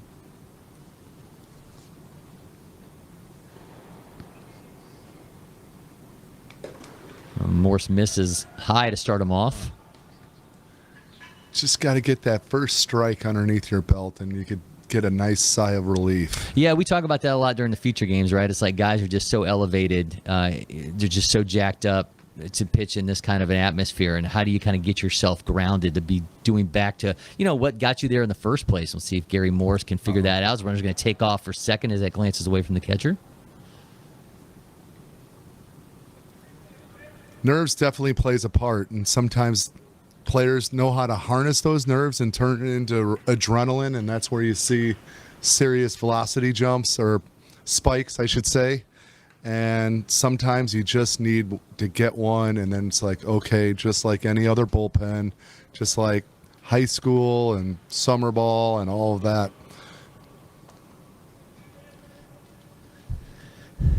JoJo Parker, like his twin brother, Mississippi State commit. He's got a 2-0 count. Watches it go to 3-0. Just missed off the plate there. Yeah, that was a 90-mile-an-hour four-seam fastball that just missed.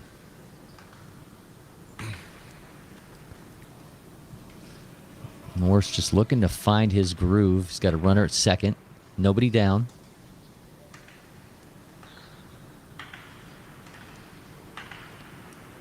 See what he's got for Parker.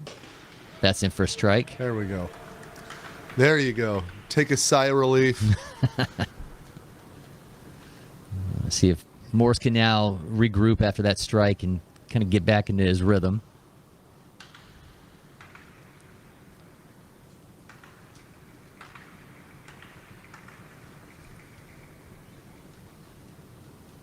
Glances back. Here comes a 3-1. A big swing and a miss from Parker. He was looking fastball, as he should, and just missed that one. Morse. Again, he's got a fastball, changeup, curve, and slider, so a lot to go to here as he's got a full count. He's coming fastball again. What do you think, Coach? I'd throw him something off speed. I think everything he's got is saying he wants fastball. Give him something different. And he goes down on strikes. Man, absolute money from Morse. That's a lot of confidence to come back 3-0, got his strikes, and then finishes it with a changeup. I didn't think he had the confidence to unleash that one at this time. So I'll take my points there. I get a check mark. I got that one right. Here comes Braden Jacksa. Another California product, and man, he showed off some incredible arm strength behind the plate yesterday for a really big kid, 6'6". His feet really work.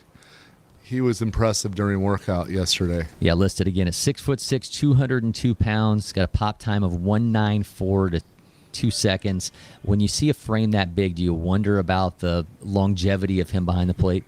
Yes, for sure. I mean, there's precedent, right? You got Matt. Everyone will go to Matt Wieters. Sure. But Matt Wieters built a little differently. He was more like sturdy, strong.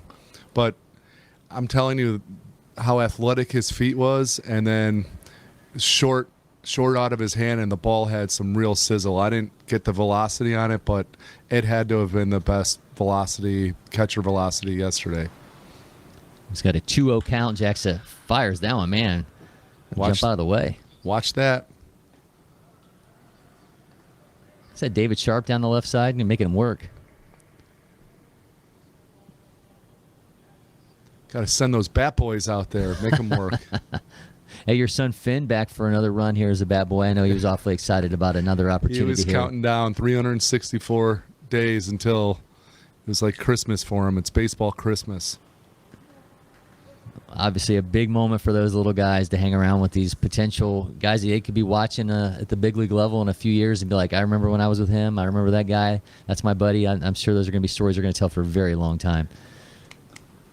Truly one of the most impressive things over the course of this week has been watching these players just really plug into the little guys running around there, not just my son, but all of them, and just really kind of take them underneath their wing, play with them. I mean, I was watching Ethan Holiday play Minecraft with Finn at the Players Lounge. And so it's just really cool that these kids are not full of it in their head, and they really are kids at heart. So a walk to Jacksa with one down, and now here comes Owen Jenkins. More trouble here for the 2026s. Again, they're already down 2-0 here in the bottom of the fourth inning. Now hit the 26s 3-zip so far. Jenkins, 6'2", 215-pounder, Lexington Catholic. Of all the big, strong kids here, his legs were, double steal. Wow, man, he sends that one sky high on the run. Second base waves him off. Indeed has it for the out. So Ethan Bass hauls that in. He knows his way around a squat rack. Yeah. Well, and no stride, right? Like that's the craziest thing that I was talking about with Shooter. If you have legs like that, you wouldn't stride either. You're going to generate as much power as you need from those legs. I'd wear short shorts is what I'd wear if I had legs like that. No, you wouldn't. I don't think I would ever have the confidence to wear the short shorts like these kids do these days. That's what you can do next year. Is it can be like the '70s White Sox, and they can wear like the little tiny 5-inch shorts and they can play in the those. Collared shirts. Yeah, let's get Mizuno on that. Clint Salmons will be in here later. We'll dial that up and get them planning ahead for the 25. I don't think you really want to emulate anything the White Sox have going on these days. Well, that's true. Yeah. We're throwing back though. We're not talking about the current state of things. Xavier Nines at the plate. He's got some light tower power if he gets into one. And Nines got exit velos of 102, bat speed almost 90 miles an hour, 89.2 highest readout on him. That's just crazy. When he gets his arms extended, it's got some length to his swing. It's long and strong. Mentioned this before, 443 across this high school season, 10 doubles, 2 triples, 3 homers, 41 runs, 24 RBI, 20 steals. And he walked 33 times to 15 strikeouts. It's got a 1-2 count. Morse delivers. Misses high. Jaden Foskey, who's going to be the catcher, sitting in the on-deck circle. He's got the tools of ignorance already in place there on his legs.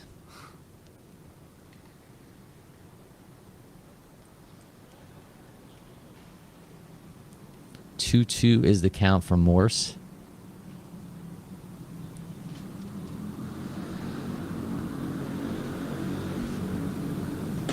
Misses high. One pitch away from loading him up from Foskey. Runner on second base made him think a little bit right there, and I think it messed up his timing.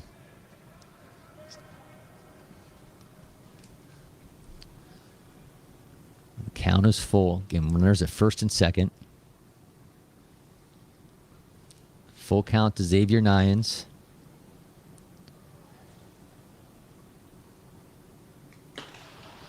Swings through, goes down on strikes, and Another man, change-up. goes back to the changeup. And strikeouts have certainly been in store across every inning here in this Prep Baseball American game. The pitching has been absolutely fantastic as we continue in this game, and we're excited now. We're going to have Anna Bellinghausen is going to be joined by the coach of the 2026's former major leaguer Brandon Geyer. Hey, Brandon Geyer with the class of 2026. Brandon, you have experience playing pro baseball. What do you tell these guys in these big moments at a major league field? I think it comes down to, obviously, it's easy to say have fun. How do you have fun now? I think the main thing is you just solely focused on what's 100% in your control. I like to say execution over expectations. Like literally, don't come in here any expectations. The only expectation you should have is to execute what's in your control. And then when you do that, as a byproduct, you're going to have more fun. And then the 3 words I say all the time, you're going to play free and loose. And when players come out here and have fun, enjoy it, and play free and loose, they're going to perform better. So I didn't want to just get that across for this game, for the whole future. Execution over expectations. I try to have a lot of them write EOE under their hat because it's a very powerful mantra that can just be a great mental shift in competition, out of competition, but really in big moments, big situations, big games like this, it's powerful. Well, Brandon, we know there's so much talent on both sides. What have been your early impressions so far? You're right, a lot of talent, and you know these pitchers, both sides, they're bringing it. We got to go up there just with an attack mentality because you get down 2 strikes to these kind of players or pitchers, it's tough. And then you got guys like Tronny out there making great plays. So even if you put the ball in play, great defenders out there. So it's just been fun to watch, getting to know these guys, and seeing them do their thing. It's been fun. I mean, we're seeing the future of baseball right here on this field. How much fun is this just in the dugout and just sharing all these experiences with them? It's cool. I mean, this is the first for me for something like this. So I think that is awesome. The future of baseball. They're just good people. Like there's a lot of humility. Like these are the best players in the country. So the way they carry themselves, they're looking to get better. They're asking great questions. It's just been great so far. I have nothing but good things to say about the players, about prep baseball, what they've done. Very fortunate to be here and really look forward to watching them as they progress in their career.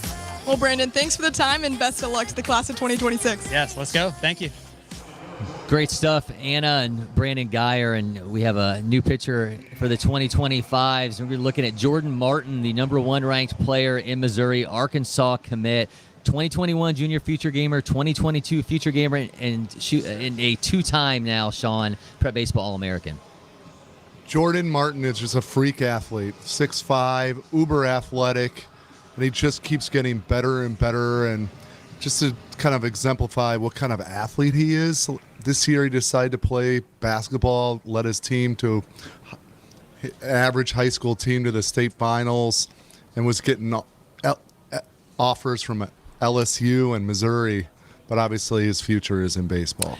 He's facing against Jacob Lombard now, Bo Peterson and Brady Harris to follow. He had 23-10 in the Missouri State Championship game. I asked him player comp for him as a basketball player, and he said Jason Tatum. So 6'5", 215-pounder. 92 up and in. Boy, it's the first time they're turning over the lineup for the 26 team. It's They need to get some runners on. Swings through there to make it 3-1.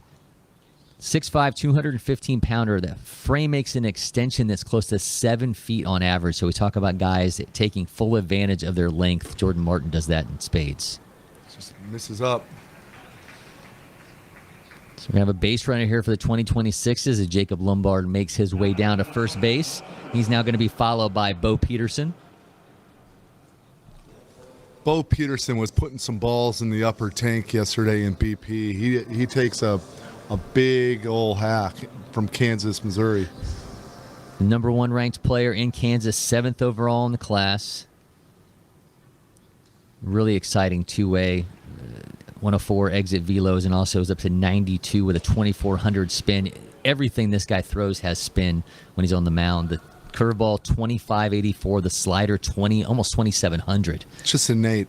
You can't teach that. And I know he hasn't been taught, even though he's around a lot of really good baseball people. His uncle is Joe Creedy, if you recall that name. Former world champion with the White Sox.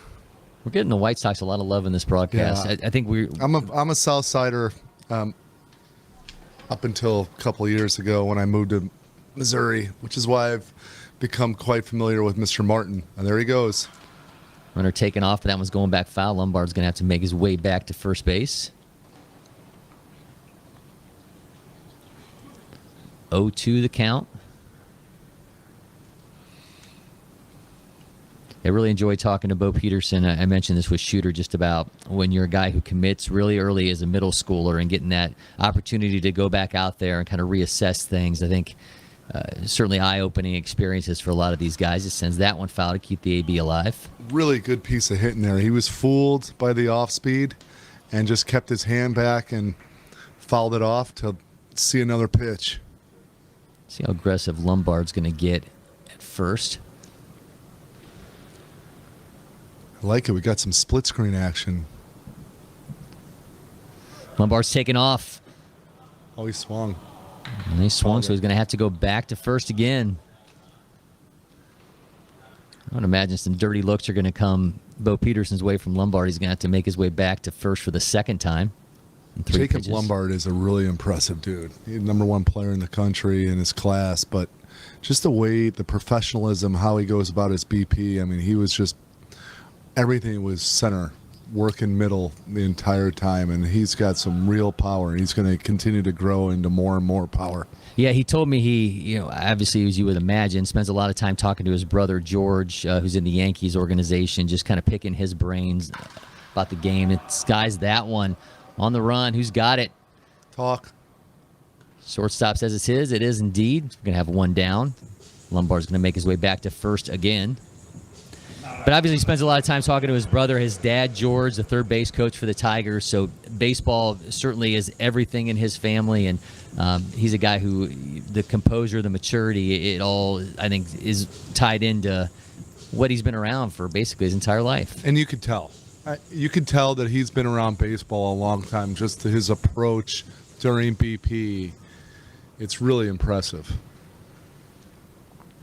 Now we've got Brady Harris, 6th-ranked player in the class out of Trinity Christian Academy in Florida. Florida commit. He's another guy that I was really impressed by his BP yesterday. Oh, man, big hack as that one goes foul. Just missed that four-seamer at 91. He now finds himself down 0-2. It's going to be followed by Grady Emerson. I wonder what they're talking about.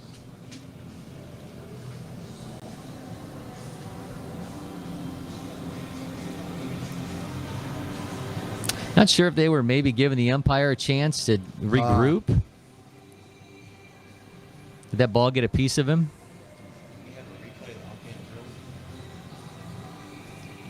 Foul ball right off his face. All right, the foul ball hit him off the face. So Jordan Martin just giving a little bit of a courtesy there to the home plate umpire. So now Brady Harris going to continue this AB 0-2. It's never fun getting your bell rung.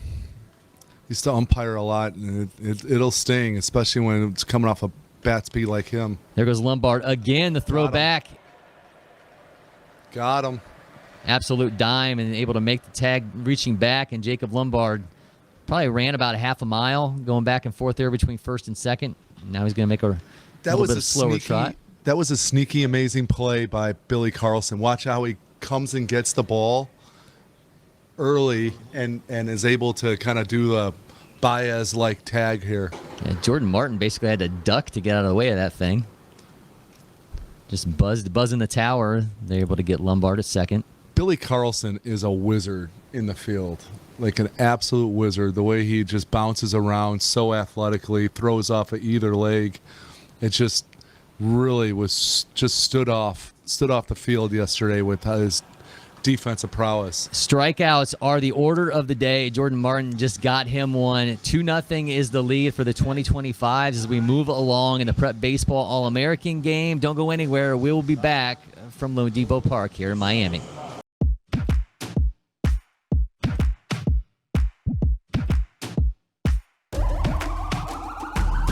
This is the moment we waited for. Everything you want is right here. We gon' give them what they came for. We gon' take it up from last year. Shoot on my shot, boy, I'm long range. Me and the team on the same thing. Stayed down, never switched up. Only thing changed was the game. I'm in the zone now. Nothing can change what we on now. When I pull up, know it's going down. Foot on the gas, ain't no slowing down. Aiming for greatness, no settling. Kick down the doors, they won't let me in. Taking no else, yeah, I gotta win. Watch me kick down the doors, they won't let me in. Who running the game now? Foot on the gas, can slow down. No, my team, we holding it down. We know we running it now. Watch the game change. Watch the game change. Watch the game change. Watch the game change. Yeah.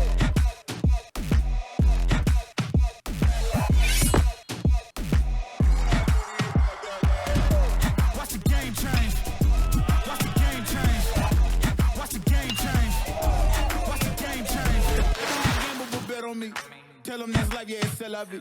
I'm taking a shot for my enemies. I can't waste no more time on my energy. I know they know I got it on lock. Go against me, that's a long shot. Cause I'm counting wins all around the clock. Never doubt me, boy, don't stop. Who do you feel when they make you the monster? I am the taking the lead now, while they watching. Think you should leave now, while the option. Taking no else, yeah, I gotta win. Watch me kick down the doors, they won't let me in.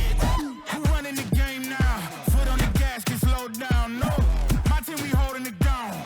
We know we running it now. Watch the game change.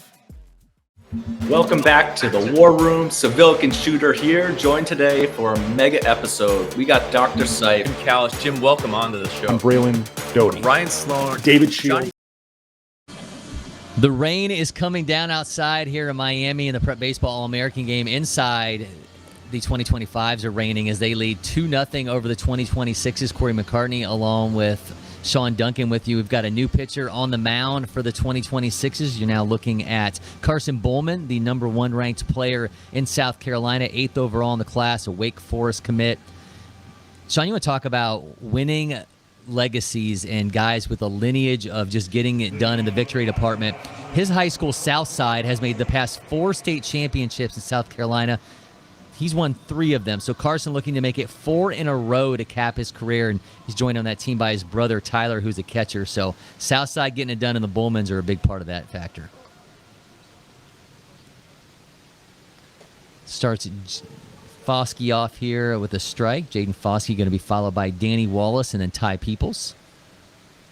Big fan of Foskey at the plate. He was another kid yesterday that really showed off his power and bat the ball skill. He has a hit tool and a power tool, and he really showed it yesterday. Has to be the only guy, or one of the few guys, 3-time junior feature game participant, 19, 20, and 21. Well, you just learned me something. Thank you. Well, that's what I'm here for. I like Foskey even better now. He's the 2nd-ranked player in Illinois, number 11 in the class. Man, punch out, punch out, punch out. Was this game sponsored by Mike Tyson's Punch Out? I feel like it has to be. Foskey was not very happy with that call. Well, here comes Danny Wallace. We saw Danny Wallace make a ridiculous grab in center field. Kind of made it look easy as he was basically running straight towards the center field wall and was able to make the catch and deny extra bases. That was a big league jump. Like he read that ball right off the bat, and he was a future game MVP. Sure was. First one to play in this game so far. And oh, by the way, hopped on the mound, was 90-91, lots of strikes. Freak athletes do freak things. Well, let's hope he gets freaky here then with 1-1 count, 1 down. Just took you a little while to get going. Then we get into our rhythm here. Count me a fan of Bowman. Holy. Yeah, he's working quickly. He's just Dyson. I love pitchers that work fast. He's not giving himself time to get overtaken by the moment because he's too busy up there dealing. Just an athletic delivery. Just gets into it, gets the sign, nods, gets into it. Repeatable delivery. Man, another strikeout. I don't want to... It's an effortless 93, too. Very similar look to Josh Hammond a year ago from the left side. I mean, think about a guy with the same setup, kind of those same mannerisms. Carson Bowman just absolutely delivering. And here comes Ty Peoples out I of sound Georgia. like a broken record here about guys' BPs and all this stuff from yesterday because there's a lot to like, right? But if I'm going to make one definitive statement, Ty Peoples is my favorite swing in this entire event. Ty Peoples is a ridiculous cornhole player, too, by the way. Him and C.J. Weinstein won the tournament yesterday, taking down Matt and Brett Guy in the tournament. How do you get good at cornhole? You got to play a lot. Well, yeah, right? I've been in a league. I've been in a league for like 6-7 years. You just get it done. You just keep going. As that one's you drop third, and get the out at first. So nice job by Carson Bowman. That was the most dominant inning of the game right there, half inning, I should say. Yeah, Carson Bowman looked extremely sharp. 2-0 is the lead for the 2025s over the 2026s. Sean Duncan, man, appreciate you coming by. Always a pleasure to have you in the booth with us, man.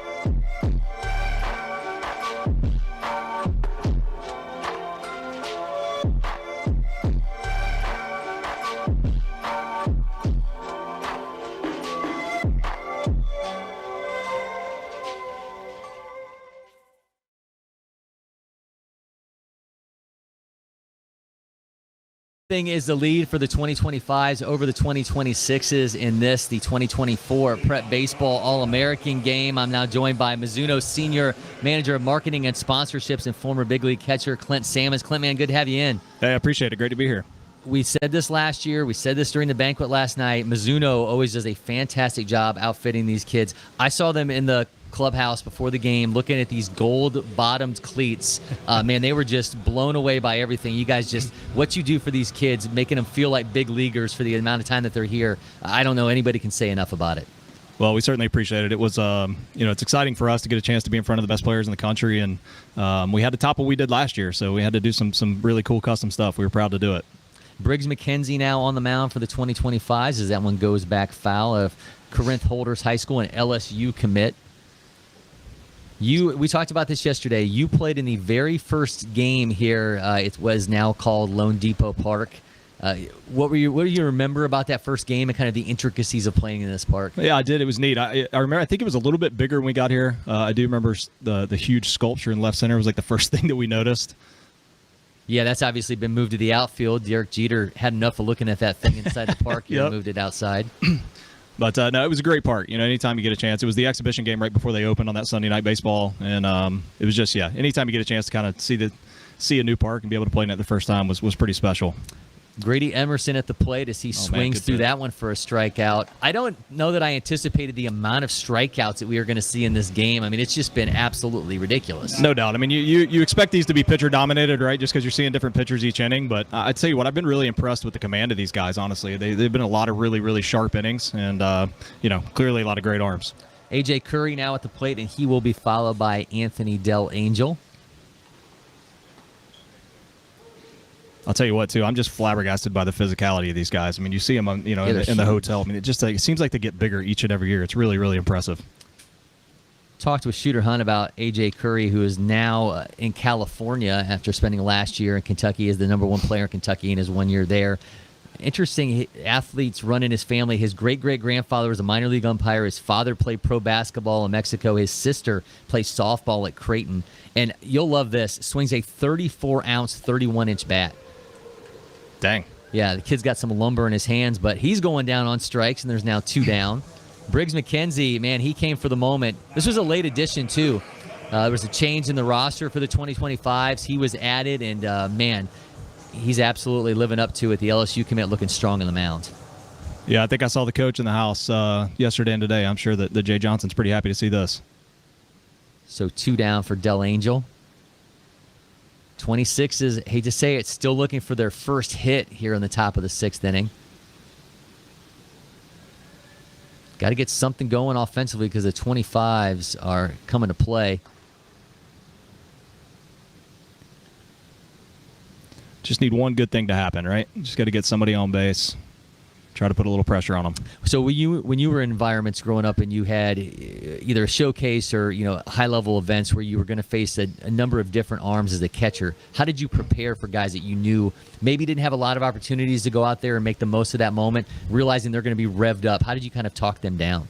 Yeah, I mean, you really just try to do your best to almost work through the middle of the plate a little bit more, right? And you really have like 8 or 10 pitches to learn what they're about, right? So it's like, try to let them understand that they can run the game the way they want to, right? I'm going to make a suggestion, but they know themselves better than I know them. So, it's really just about letting them do what they do. Sends that one back foul. One thing I did love about Briggs McKenzie, the prom fashion, pink bow tie, pocket square, aviators in the mullet, which in his home state of North Carolina, I think they refer to as the North Carolina neck warmer. I think they call them mullets there. But man, the mullet is so popular these days. It's crazy. I blame Morgan Wallen. I enjoy Morgan Wallen, but I blame Morgan Wallen for everybody wanting to have mullets. You are exactly right. Full count, watches that one get away, and we're going to have a base runner for the 2026s. They had one last inning, and Jacob Lombard ends up getting thrown out at second base. How impressed have you been with the arms that we've seen behind the plate? You know what? I watched him from behind yesterday at the workout, and just, obviously something I love because I'm passionate about it. And the carry on all these guys is really, really impressive. And quite honestly, I mean, with guys with such size, too, the footwork was pretty polished. Very, very impressed by this catcher croppers. Braden Jacks, we talk about being 6'6". In your day, if a guy was 6'6" and he wanted to catch, I remember talking to Dale Murphy. They were just like, "Go play somewhere else." I mean, you got a guy that size. Yep. And just think about the durability of them behind the plate. That's exactly right. It rarely happened, right? I mean, I think Joe Mauer was in my class that was 6'4". Probably had to go back to almost Javi Lopez from that point, maybe that was 6'4", 6'5". So it really just very unique. John Stowers, the number 1 ranked player in Alabama. Yeah, he's going to play for my former pitching coach at UGA, who's now the head coach at Auburn, Butch Thompson. Pop times 187 is the low on him behind the catcher velo, of 81, and man, he swings through that. Every one of these guys has just been so impressive. good group of kids too. That's what I've really been encouraged by. Right, they're just going about their business the right way and seem to enjoy being around each other. Yeah, I think it speaks volumes too that they're also used to this. Not that they don't enjoy it or they don't feel a sense of gratitude to be in these situations, but they know how to control and conduct themselves in these environments. I think is something I've really picked up. Yeah, this generation for sure, and I think it'll set them up for success later as the stage continues to get bigger. Man, it is absolutely pouring outside. We can hear it as a dribbler to third gathers, throws on the run for Nice the play. out. Nice job defensively to get through that one.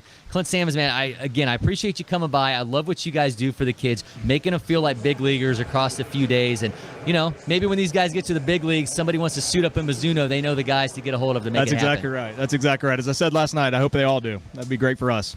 Again, 2-0 is the lead for the 2025s. They have out-hit the 2026s 3-0 so far.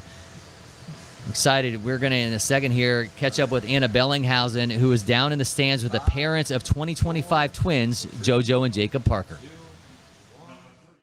Parents are the backbone of all these baseball players out here. Joseph Parker is joining me. You are the father of JoJo and Jacob, twin boys that happen to be playing in the All-American game. How special is it to share this moment with them? It's just really surreal just to be here around all these great athletes. These boys have grown up together and played with each other since they were 7, 8 years old, traveled the country together, and just to have my two to be able to experience this together is just a awesome experience. Yeah, I don't know what the stats are on having twins that end up both being All-Americans and so good at baseball, but when did you see that competitive spirit from early on? Well, they've always competed with each other since they came out of the womb, so they just chose baseball to be their sport to continue to compete with each other.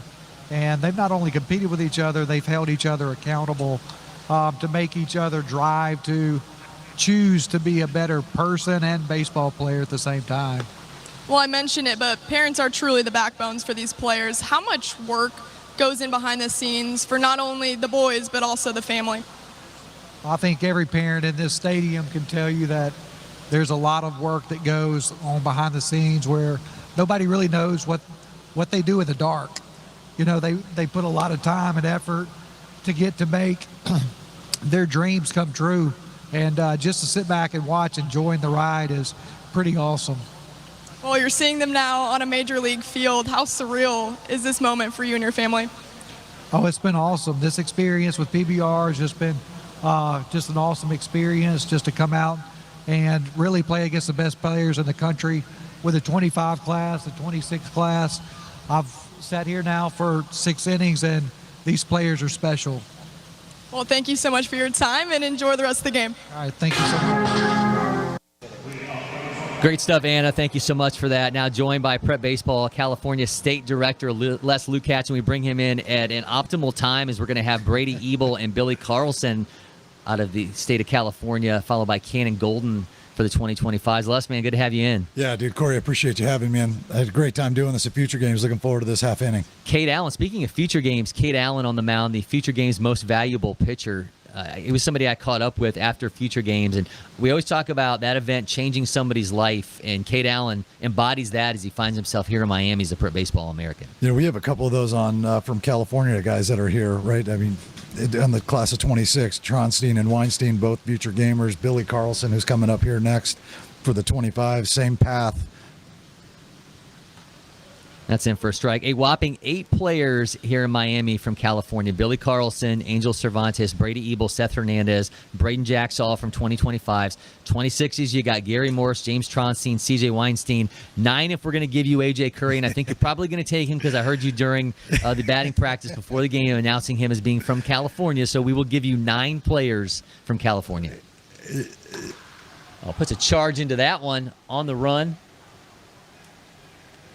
Right fielder tracks it, and he indeed has it.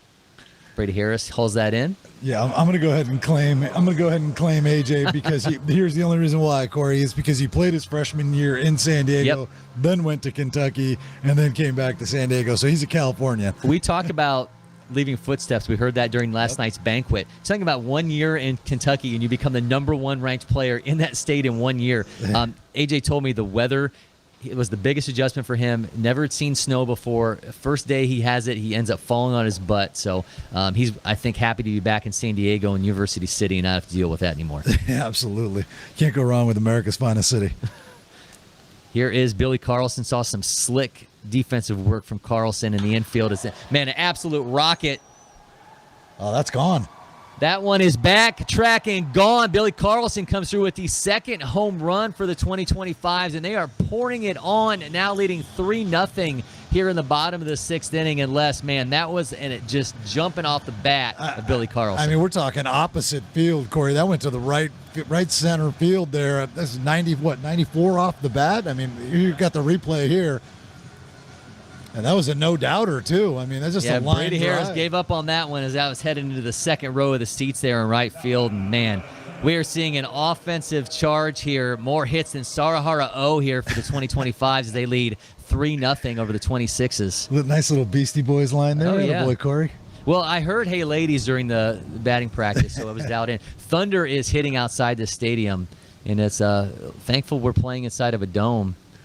Here's Cannon Golden. I mentioned Cannon being injured last year. He was really excited to be back at this event. He joined me in the booth last year, had his little scooter with his broken foot and came up and joined me for an inning. He really wants to make an impact in this game. I know he's been waiting a long time for this opportunity. Flied out in his first AB, the Ole Miss commit, looking to make an impact here in this game in the bottom of the 6th. His team already up 3-0. I had a chance to get to know this young man last year when he was in the boot and on his scooter. Dribbler back to the mound. Cade Allen, a little bit of hesitation. It's like Clint Samus should have been in here for that one. That footwear there from Mizuno tying him up a little bit. Yeah, he kind of adjusted his hat there mid-play, too. But going back to the Golden story, just an awesome kid, as you mentioned. I mean, getting to know him a little bit there during the game when he couldn't play. He's chatting with him, big football player, too, down in Georgia. Just an awesome kid. Just saw Anna Bellinghausen talking to the parents of the Parker twins, and here is Jacob Parker.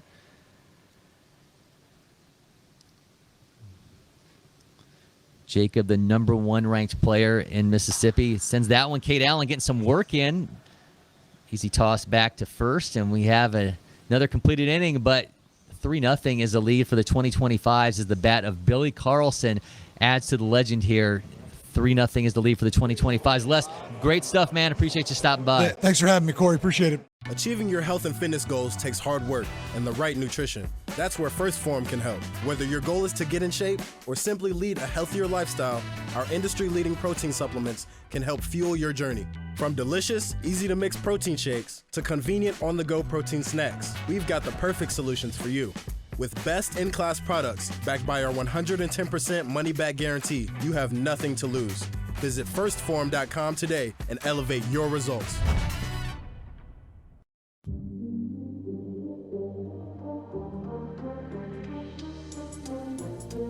The lines are painted, they just finished dragging the infield. The ace is walking up to the hill, he's ready to deal. Bring all of your skill and all of your will, the competition is stiff here. This is the real deal.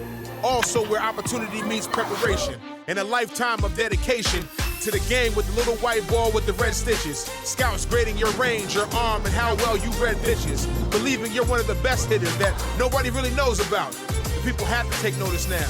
The memo is going out. The glove is good, you might have to flash the leather.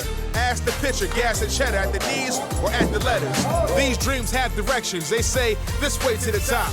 This is your best shot, playing against the best, raising your stock. A good chance to sign a contract and then turn pro. And maybe even get that call up to go play in the show. The stadium is packed from miles away, the crowd can be heard. Double to the gap, man rounding third. It's all grit, all focus, all heart, all grind. Top of the first to the bottom of the 9. Bottom line, welcome to the MLB Draft League.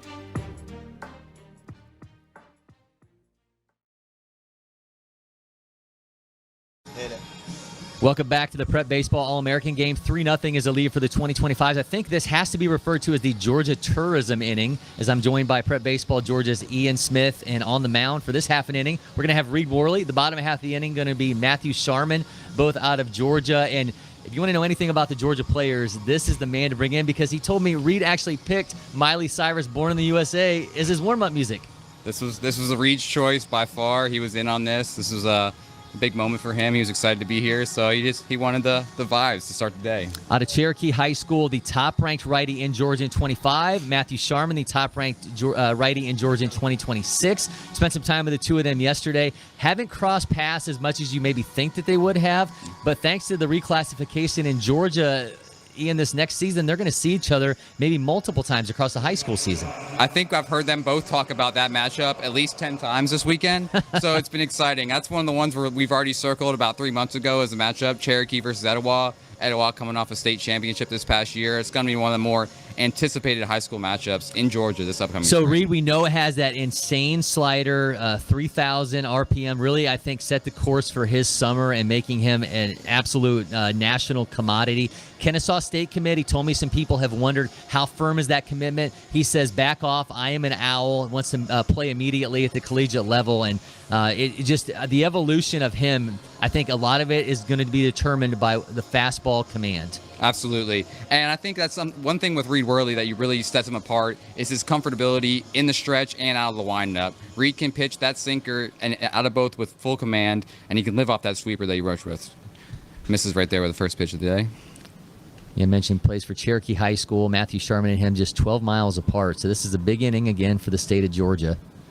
Our scouting director here in Georgia, Hudson Graham, is a Canton guy, and they're both from right around the same area. So it's pretty impressive for all of us this weekend. Miss there, run it to 2-0 at 90 miles an hour. Reed is somebody who just conducts himself with an extreme, I guess, easiness, very even keel. But I got to imagine that heart's beating 1,000 miles a minute. 1,000 miles a minute, and he wants the ball, at all times. Doesn't matter if the command's there or not. He wants the ball at all times. He knows he has confidence in his pitches, and he'll fill it up when he finds his So zone. 3-0, a lot of times you think a guy's going to go fastball, but he has that slider he can throw in any count. Yes, sir. If that's the baseline pitch, does he go to it here in a 3-0 count? I think we're going to live one more fastball here. Man, a rocket off the bat, center field tracking. Has it for the first out, gets himself out of some trouble. It's 3-0 swinging there.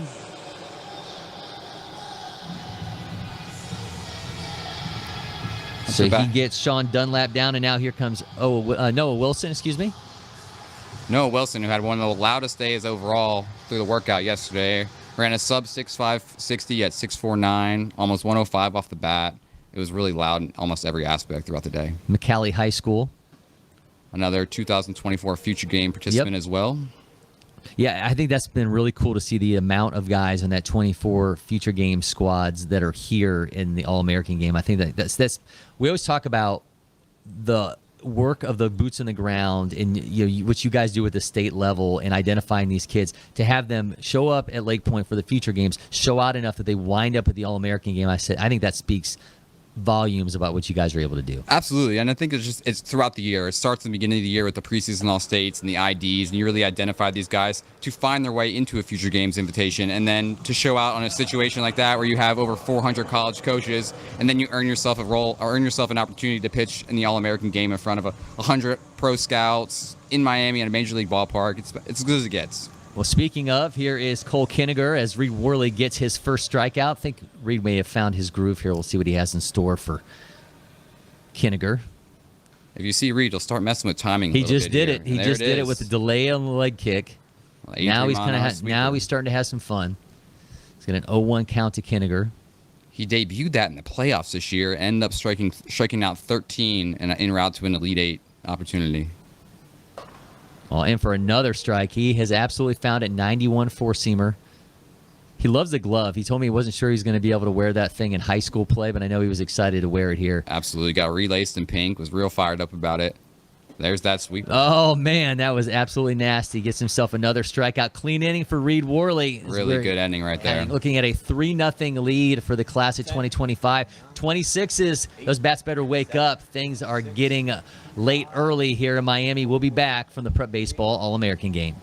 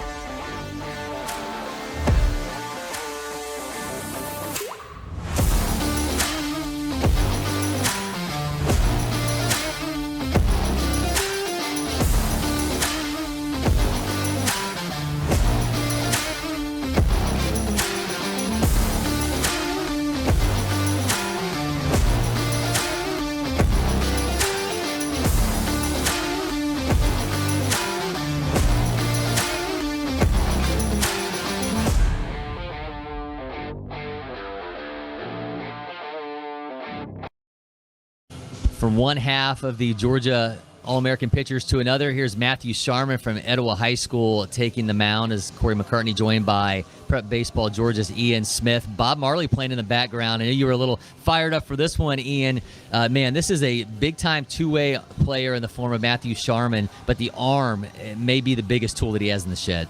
When you talk about Matthew Sharman, the one thing that sticks out with him is polish. It's 4 pitches. It's elite command. He strides down the mound. It's a 6'2", 205-pound frame with projection.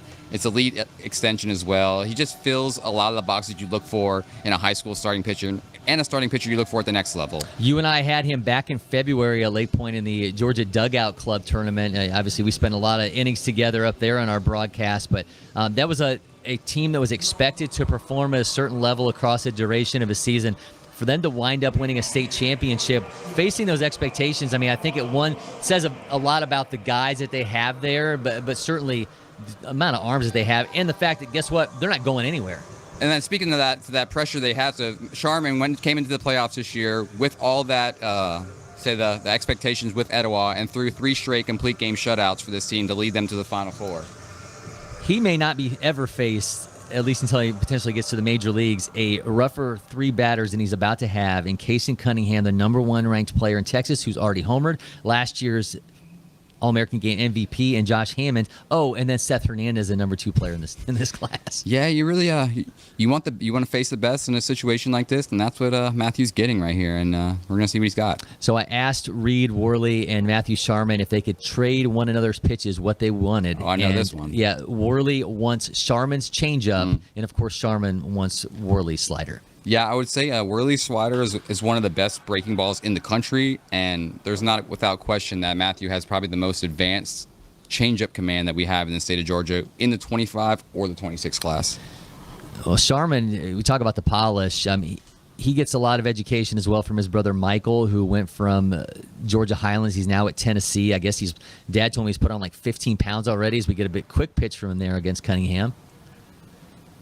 Yeah, and Michael's a guy who throws 5 pitches, really gets down the mound as well. They have a lot of similarities between Michael and Matthew here, and it feels like there's a bunch of athletes in the Sharman family.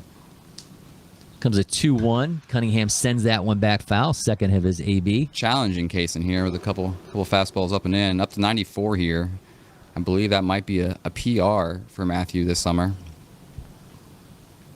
Well, we know these guys get in this situation and everything's escalated, right? The blood's pumping a little bit hotter. Obviously, you're facing the best batch you've seen in a very, very long time. We know he's got a lot on the table here, and no surprise he would potentially hit a record velo. It sends that one sky high. On the run, left fielder's got it and gathers that in for the first out. That changeup is extremely hard to barrel up. He can land it to the left or the right. It's got good arm side fade and tumble, and he can really bury it when he wants to. And that's not like we were talking about with Worley earlier. That's something that Sharman can throw in any count. The confidence is there, and he'll live off that pitch. Here comes Josh Hammond again, last year's MVP, Wake Forest commit, two-way. Saw him fly out in his first AB. He's going to be on the mound to close things out for the 2025s. And the 2023 MVP nearly won the home run derby yesterday. Took a couple balls out over 105 off the bat. Nearly touched the concourse at 106.8 as well. Man, jumps all just over an that. absolute missile into left field for a base hit. 96.1 off the bat. So we're going to have a one-out single. Back-to-back years with an in-game barrel for Mr. Josh Hammond and the Wake Forest commit. One thing I get talking to Hammond, not a huge guy, right? I mean, I'm about 6 foot 170. He's not much bigger than me. The forearms on him though are just ridiculous. Veins popping out everywhere. I think when he gets to Wake Forest, what they're going to do with him is going to be mind-numbing. Plus the mentality that he carries to the field. It's somebody who wants to be the best at all times, whether it's on the mound or at the plate. Losing the home run derby yesterday, the first thing out of his mouth is, "I'm striking out Coleman tomorrow," first thing, if he has that opportunity. But the mentality, the want to win is huge with Josh, and I think that just drives him to be great. So we go from Josh Hammond again to Seth Hernandez. Seth has those triple-digit exit velos. He's got a chance here to extend this lead for the 25s with one on and one down. Oh, man, brings him down to his knee. Bend the knee. With all the hail 79. King Matthew as he goes down to a knee. Talking about top-tier two-way players, Seth probably the highest level you're going to find in the state of California. You know, when I was talking to Shooter about that, how many times do you find a guy that can hit triple digits on the mound and at the plate. It's a rare commodity. We see guys like Paul Skeens, obviously Shohei Ohtani.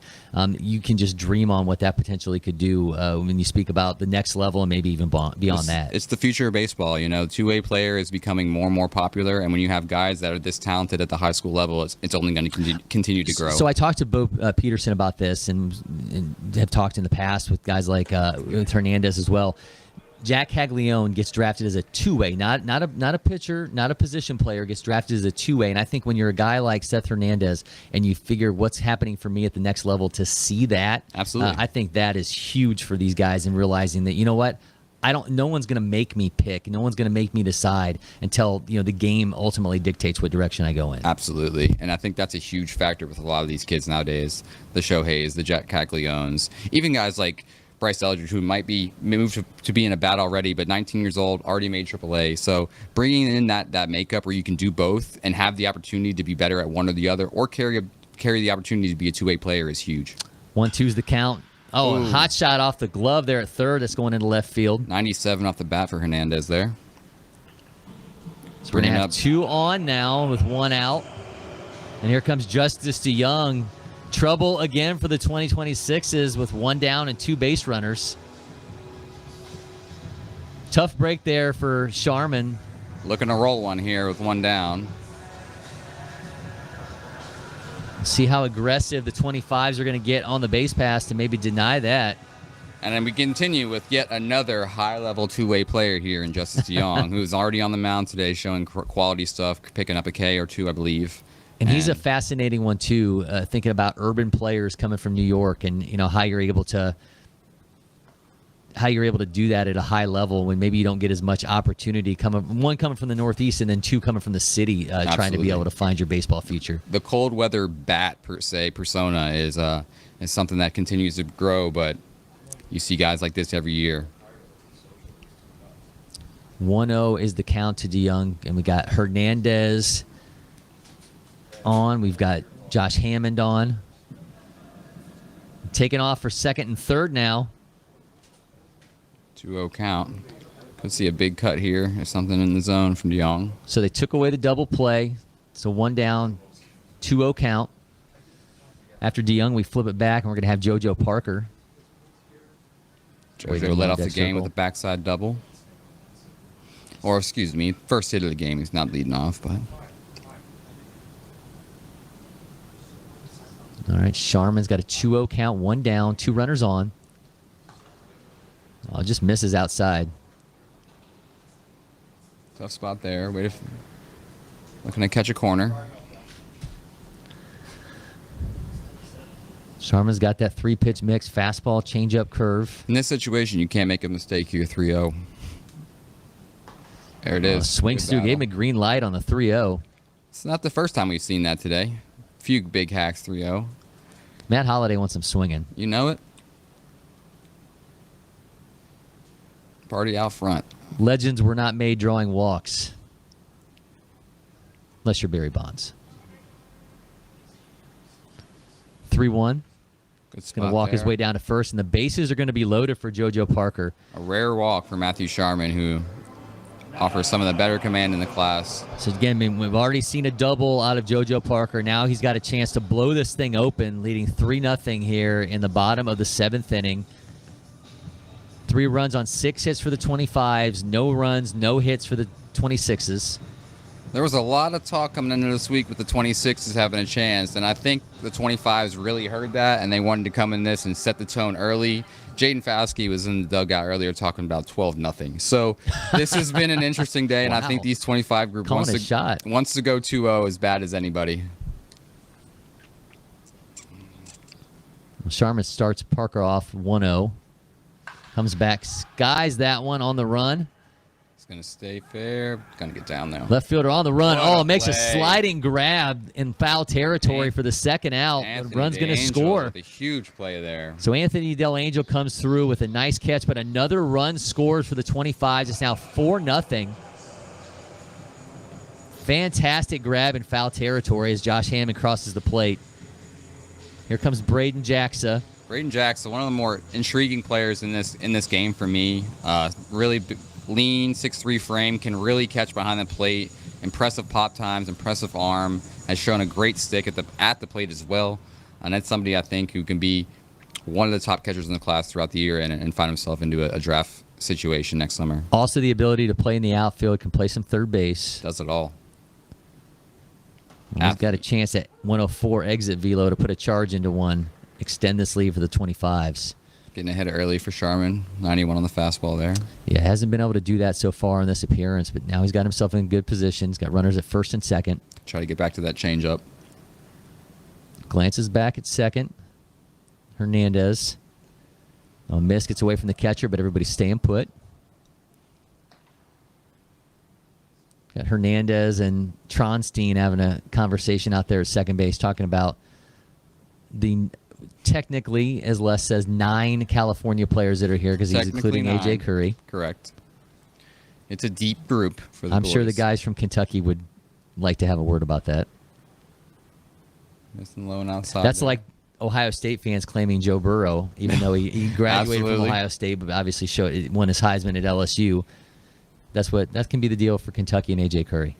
Seen some. You always see the teams that transfer. You're always going to claim them. That's right. They were there at one time. That's right. Holds to make it 2-1. 3-1, I believe. Oh, yeah, you're right. 3-1. Trying to go change up inner half. Missed a mitt. Sharman in danger of loading the bases again. 2 outs. With a potent bat on deck and Owen Jenkins. Great pitch swings there. through that one to run it full. 3-1, throwing the changeup, like I mentioned earlier, has the confidence to throw that pitch in literally any count. Can get whiffs, can get end zone misses as well. Second time Owen Jenkins has had to stand in the on deck circle with his pads on. Runners both taking off, goes down on strikes. Nice job by Matthew Sharman responding. But the 4-0 lead for the 2025s as we're continuing on here in the Prep Baseball All-American game. Ian, man, great stuff. Appreciate it. Absolutely, Corey. Thanks for having me on, and glad to be here, boys. At First Form, we help real people earn real, long-term results. Our full line of nutritional supplements are second to none and designed to fuel your journey every step of the way. Visit firstform.com today and let us help you reach your goals.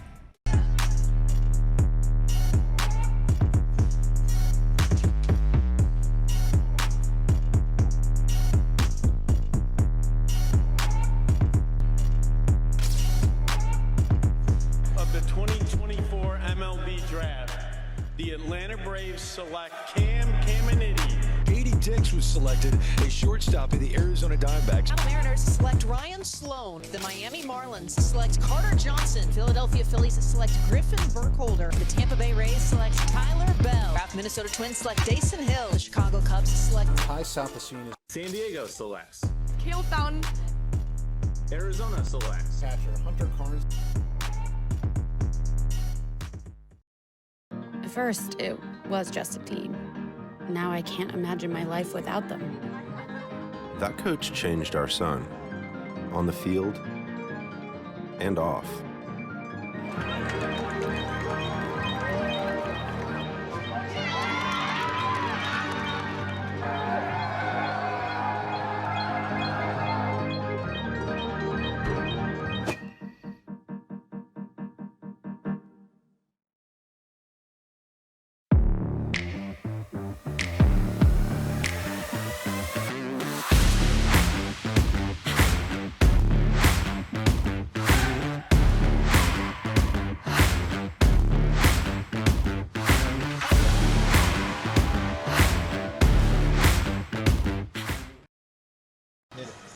Welcome back to LoanDepot Park in the 2024 Prep Baseball All-American game. 4-0 is the lead for the 2025s as those 2026s are still searching for their first hit of the game as we're sitting in the top of the 8th inning now, joined by DJ Svilik, Senior Advisor, Draft HQ. DJ, welcome in, man. Appreciate it. Thank you. It's great to be here. I think we're witnessing something pretty special here. It's this, second year? Yeah. And this is the class of 2025. They're going to go 2-0 in this event. Yeah, they have a comfortable lead so far, 4-0. Landon Harmon now on the mound for them. We're obviously sitting in LoanDepot Park. You are all too familiar with all things Miami during your 22 years as a scout, included being the Marlins amateur scouting director from 2018 to 2023. A little weird to be back in this building? No, I mean there's some good memories here. We did a lot of great things, and there's some really good people, and I think they have a great opportunity ahead of them here. So watching these 2025 arms, have you been surprised at all that we're sitting here at this point? I mean, this 26s came in with some highly touted players. The fact that they're still searching for hit number one as that one's being skied back foul, that they're still searching for their first hit of the game sitting in the 8th inning. Well, I went out this summer and I saw a bunch of these guys play. It's always surprising when you're watching a game and there's a no-hitter going, but there's some really good, talented arms out here for this 2025 class. So I'm not surprised. A lot of velocity. We talked yesterday, for you, the eye test is a big part of this. You mentioned, obviously you get the boots on the ground reports, you and Shooter Hunt, for what you guys do with the War Room podcast. You guys hear what you hear from those guys that are able to kind of, daily put eyeballs on a player. Mm-hmm. How crucial is this kind of a situation for you as someone who evaluates talent? So this is an interesting. These All-Star games are really interesting because there's a lot of pageantry to it, and it's a lot of fun, and it's exciting. The banquet was fantastic last night. But when you're coming out to evaluate these guys, you can look at it through two different lenses. A lens of I've never seen them before, or the lens when we've seen a lot of these players, what are we trying to get out of each individual player, and what are we looking at? So, for example, it could be maybe it's a raw power grade. We saw these guys hit batting practices 2 days in a row in a real hot, muggy environment. Maybe you had a question about what kind of raw power this guy really has, or maybe it was a shortstop where you weren't sure what his arm grade is. So you can get really granular and you can start to tighten up the evaluation because these players go out there and they have a good time with it, and they're going to show you their tools.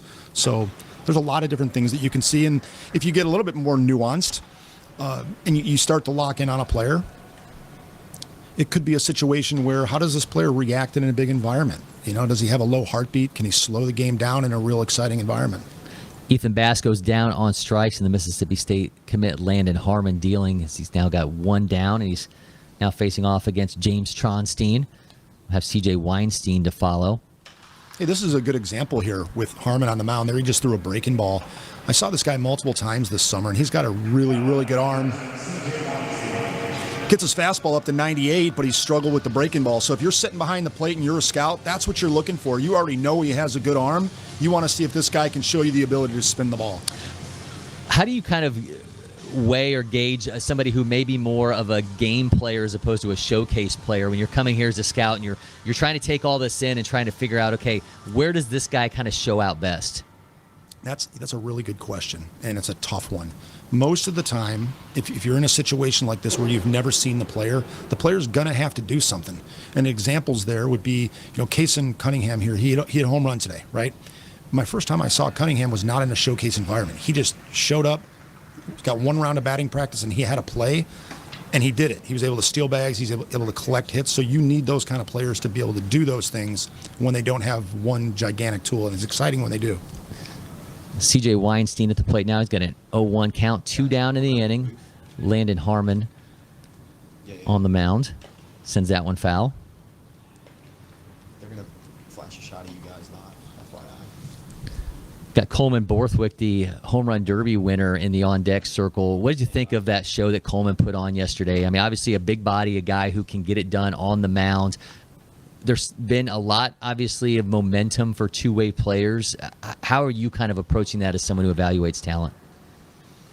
I heard you guys just talking about that. Ian was up here talking about that, and that's certainly something that's being more and more in vogue as we watch these young players. And I think what it speaks to is just the overall athleticism of players and their willingness to do other things on the field. A few years ago, we had Bubba Chandler. Yeah. He's out doing really well with the Pirates. And, these players are super, super talented. They're developing a lot faster than they did over the last decade or so.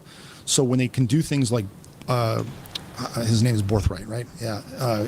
Hernandez, you guys were talking about Hernandez. These kids are very, very capable and can do a lot of different things, and it really makes you appreciative of their overall athleticism when they can do those things. I remember talking to Brendan McKay when he was at Louisville, and it was like he didn't want to be put in a situation where he had to choose what he was going to do at the major league level. Obviously, the Rays gave him an opportunity. It didn't work out for him to be a two-way guy at the professional level, but it's just been so interesting how much the mindsets have changed over these past few years. Yeah, and players are more confident than they've ever been. They've got personal instructors. The strength and conditioning has taken a big step forward. And you want to, it's very tough to evaluate these players. So you want to give them every opportunity that you can to let them define their own path. It's no different than when you look out at a shortstop. A guy can play different positions on the field.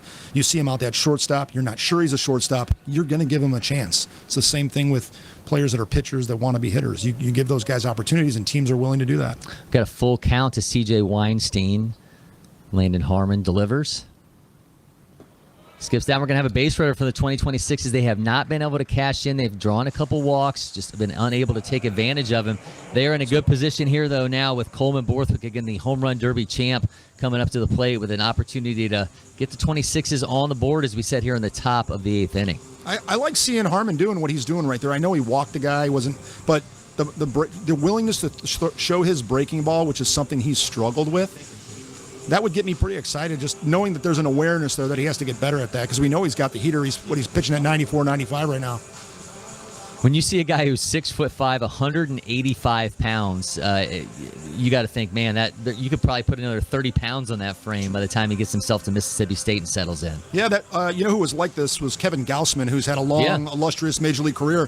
When he was at these All-American games, when he was coming out of high school in Colorado, even when he was at LSU, he was a fastball changeup guy. He didn't have much of a breaking ball. And you look out here at Harmon, who's getting his velos up there in the mid-90s. Same thing here. Yeah, I remember that was the knock on Gausman for a while, was he was only a 2-pitch pitcher. And hey, guess what? He's made that work in spades over these past few years. You learn to appreciate all the good things that players can do.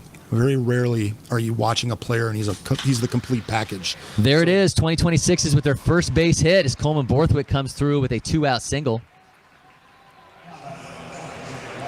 I think we jinxed the 95 class. Yeah, well, or 2005, 25. Applause across the 2026 dugout there as Borthwick comes through to add 1 to the hit total for the 2026s.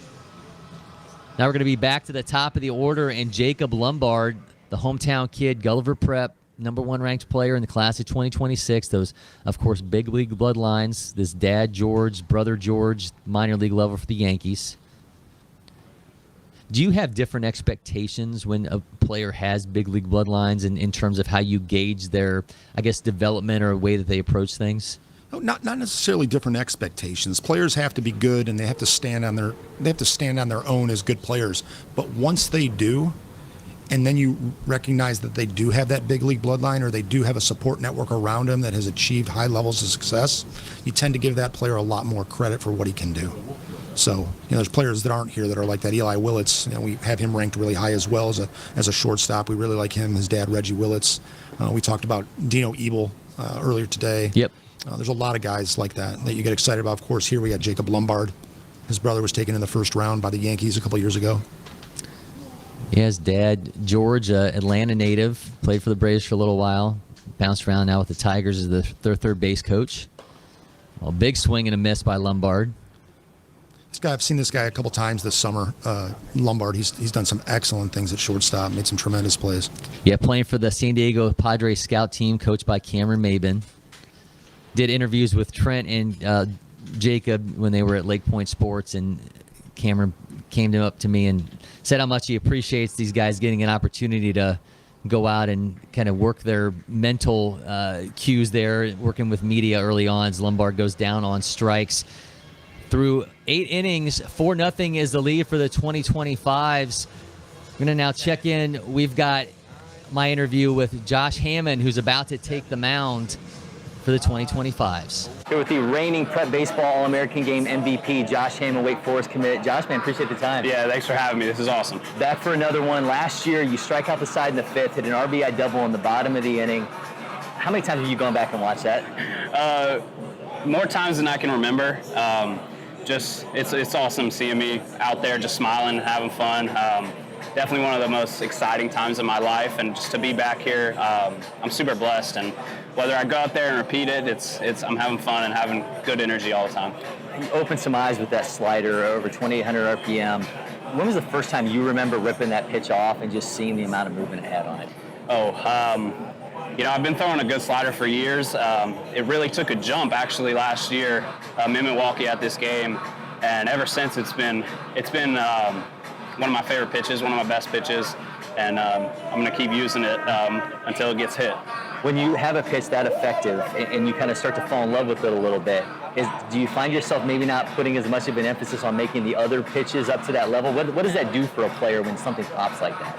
You know, when something pops, it gives me it's comforting. Just knowing that I always have something that I can go back to.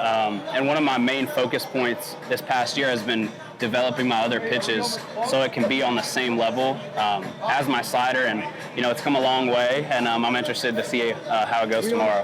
What do you feel like is the next step in development for you? Obviously, you get it done at the plate, get it done on the mound. What do you feel like is that big piece for you? Just keep continuing to polish my game in the field, at the plate. And I would say the biggest thing for me is my mental game. Just this year has been ups and downs, and I've learned how to relax, calm my energy, and use it when I need to. I've found that it's easier to repeat everything and go out there and be a good teammate and have good energy. The number one player in North Carolina now. How did you find out, and what was the reaction? I found out at school. Actually, one of my friends sent it to me, and I just felt super honored. You know, prep baseball is something I've always looked up to, and it's just a really great honor. And you know, everybody in North Carolina can really, really play, so it's really exciting to be the top guy. Welcome back to LoanDepot Park. Corey McCartney along with DJ Svilik as we are rolling along. 4-0 is the lead for the 2025's. New pitcher on the mound for the 2026 is Parker Van Engelenhoven, the Louisville commit out of Olentangy Liberty High School. He's facing off against Owen Jenkins for the 25s. DJ got really excited about my Josh Hammond interview and was introing it a half inning early. I'm just building anticipation as we get ready to see the reigning MVP take the mound for the 2025s to try to close this thing out. So get really excited. It's going to be good. Talked to Parker Van Engelenhoven back in April. They were at Lake Point Sports for the spring break experience. Told me, one, he believes he's got a slider he can throw in any count. He put his real focus on a changeup. Loves the vertical break on the pitch. He's added a lot of weight. I think a guy, that one's going back foul, who's really just on the uptick. Think about fastball with 2,300 spin, a curveball with 2,600 spin, slider 2,700 spin. There's a lot to like in that arm. Yeah, this is my first time seeing this guy. What a good-looking athlete. I know we've seen him. We were talking about two-way guys. He's done some things offensively out at third base, and now just to watch how his body moves on the mound, really impressive. He stands 6'5", 210 pound, the number 2 ranked player in Ohio, number 42 overall in the class. Yeah, exit velo is 95.9, and then you're seeing what he's able to do here on the mound, pushing that fastball into the 90s along with the 4-pitch mix. Here comes Xavier Nyans from Washington. Nyans puts a charge into this one. Center fielder on the run, tracks it, underneath it for the out. Nice job by Noah Wilson in center field.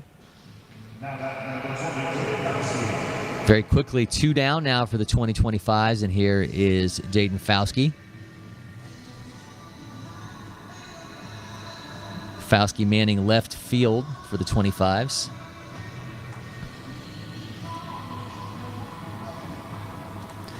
So DJ, did you have a list of guys that you were trying to check off in terms of getting that real good look at them in this event? Yeah, I think so. You know, there's guys, you mentioned Fauski's up hitting right now, and I've seen Nyans a bunch who just hit. You're just trying to check off little missing pieces in the evaluation. Each of these players presents a different type of puzzle, and you're trying to put as many pieces together as you can over all the looks that you have. So, like I mentioned earlier, whether it's trying to figure out a guy's arm grade or what his raw power is or what his run grade is, you're coming in here with some goals that are individual to each of the players. Another miss from Van Engelenhoven makes it 3-0. And then there's players, you mentioned a lot of these guys on the 96 team I have not, or I said 96, excuse me, 26 team I haven't seen. So a lot of these guys, it's my first look. But I'm pretty familiar with a lot of these 25s. Fauske plants that one into right field for a base hit, the 7th hit of the game for the 2025s.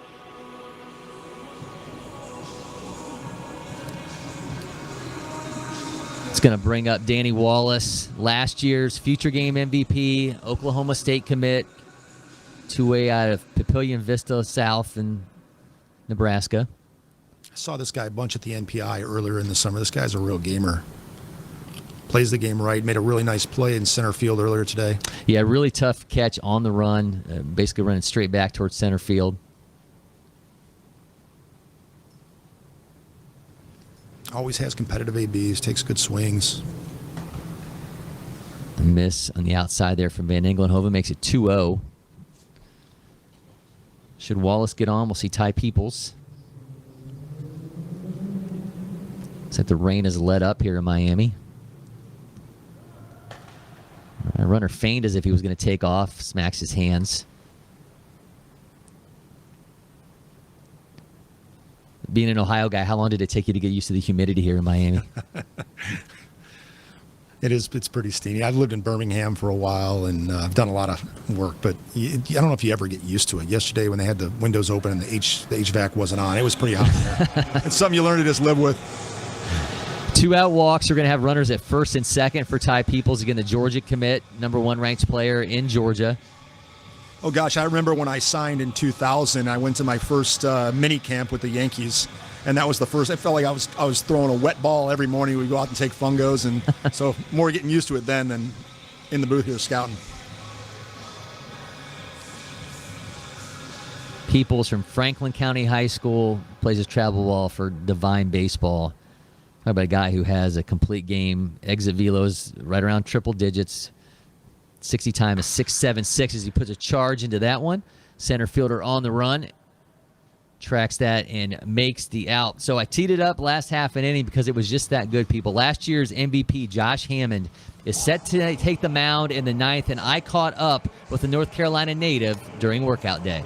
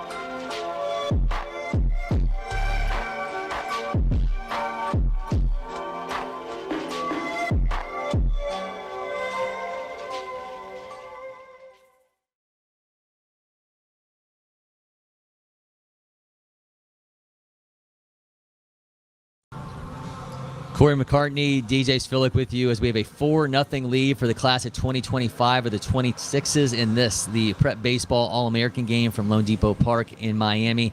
On the mound now, you just saw my interview with him. Josh Hammond, last year's MVP, the #1 ranked player in North Carolina, Wake Forest commit out of Wesleyan Christian Academy. Man, this guy absolutely brings it on the mound. 95 on the fastball, so has a changeup, curve, slider. 2,800 spin on that slider last year. Of course, MVP, 2021 Future Gamer. And DJ, you mentioned you were awfully excited to see him on the mound. Yeah, I was. I've heard a lot about him. He was with Team USA this year, and I didn't get an opportunity to see him this summer. And I've heard a lot of really good things about him on the mound. I've been impressed with him at the plate. He was in the home run derby yesterday. Short, compact swing, powerful, really strong. Can really throw from the left side of the field.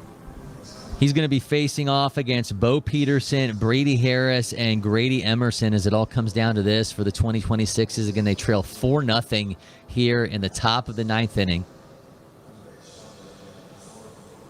Hammond, I know, is shouldering this responsibility well and welcomingly to kind of close this thing down for the 2025s. He wants this moment. He dribbled right back, bare hands it, throws the first in time for the out. Man, Josh Hammond, what do you gauge that? That's not even glove work, right? Bare hands the ball to make the easy out. Man, just reaches out, cradles it, throws the first in time. The legend grows for Josh Hammond with that barehanded play. Some guys just have better instincts than others. This guy clearly has good instincts to play the game. Cat-like, that's what we'll call it. So what we got going on here at home plate.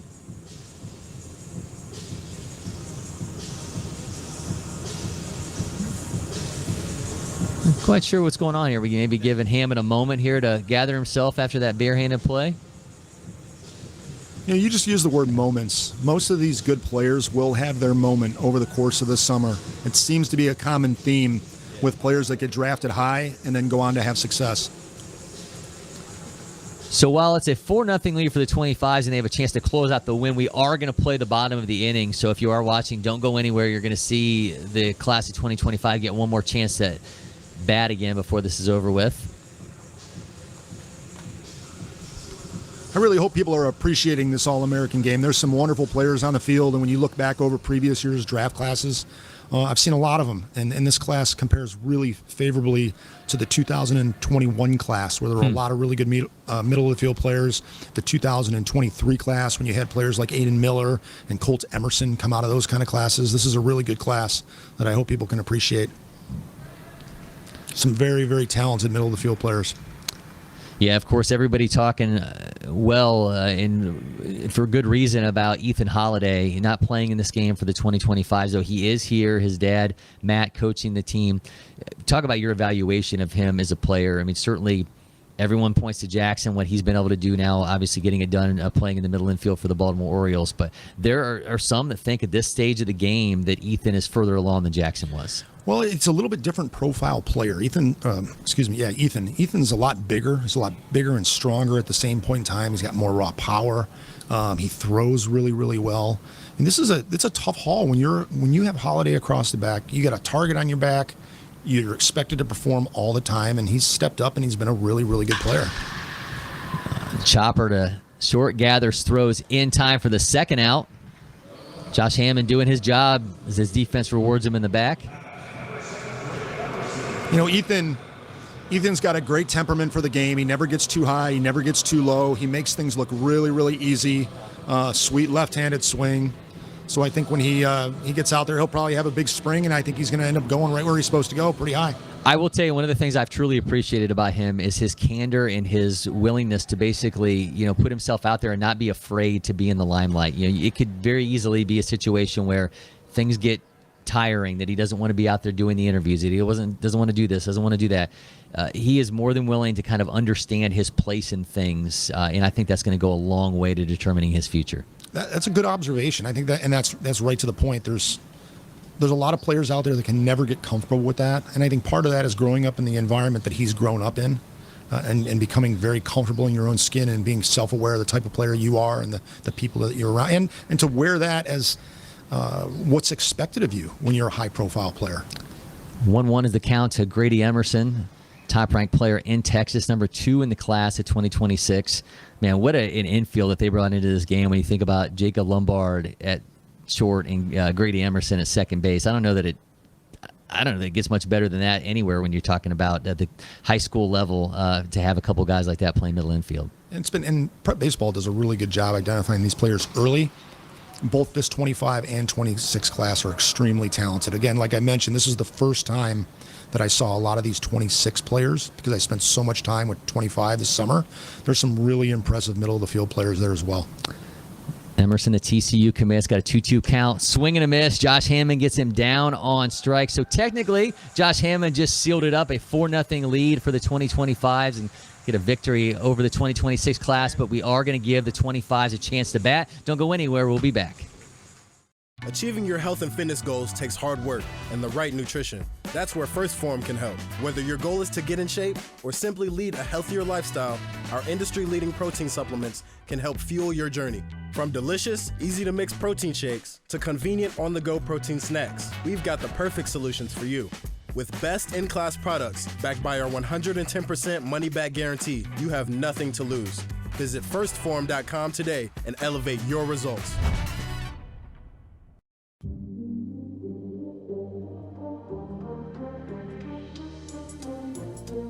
The lines are painted, they just finished dragging the infield. The ace is walking up to the hill, he's ready to deal. Bring all of your skill and all of your will, the competition is stiff here. This is the real deal. Also where opportunity meets preparation, and a lifetime of dedication to the game with the little white ball with the red stitches. Scouts grading your range, your arm, and how well you read pitches. Believing you're one of the best hitters that nobody really knows about. The people have to take notice now. The memo is going out. The glove is good, you might have to flash the leather. Ask the pitcher, gas and cheddar at the knees or at the letters. These dreams have directions, they say this way to the top. This is your best shot, playing against the best, raising your stock. A good chance to sign a contract and then turn pro. And maybe even get that call up to go play in the show. The stadium is packed from miles away, the crowd can be heard. Double to the gap, man rounding third. It's all grit, all focus, all heart, all grind. Top of the first to the bottom of the nine. Bottom line, welcome to the MLB Draft League.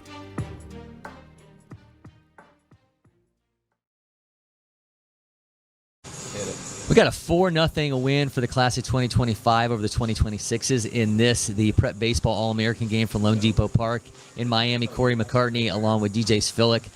We have a new pitcher again on the mound for the 2026s. Coleman Borthwick, the home run derby champion, going to get a chance to go out there and show up on the mound, show what he's capable of.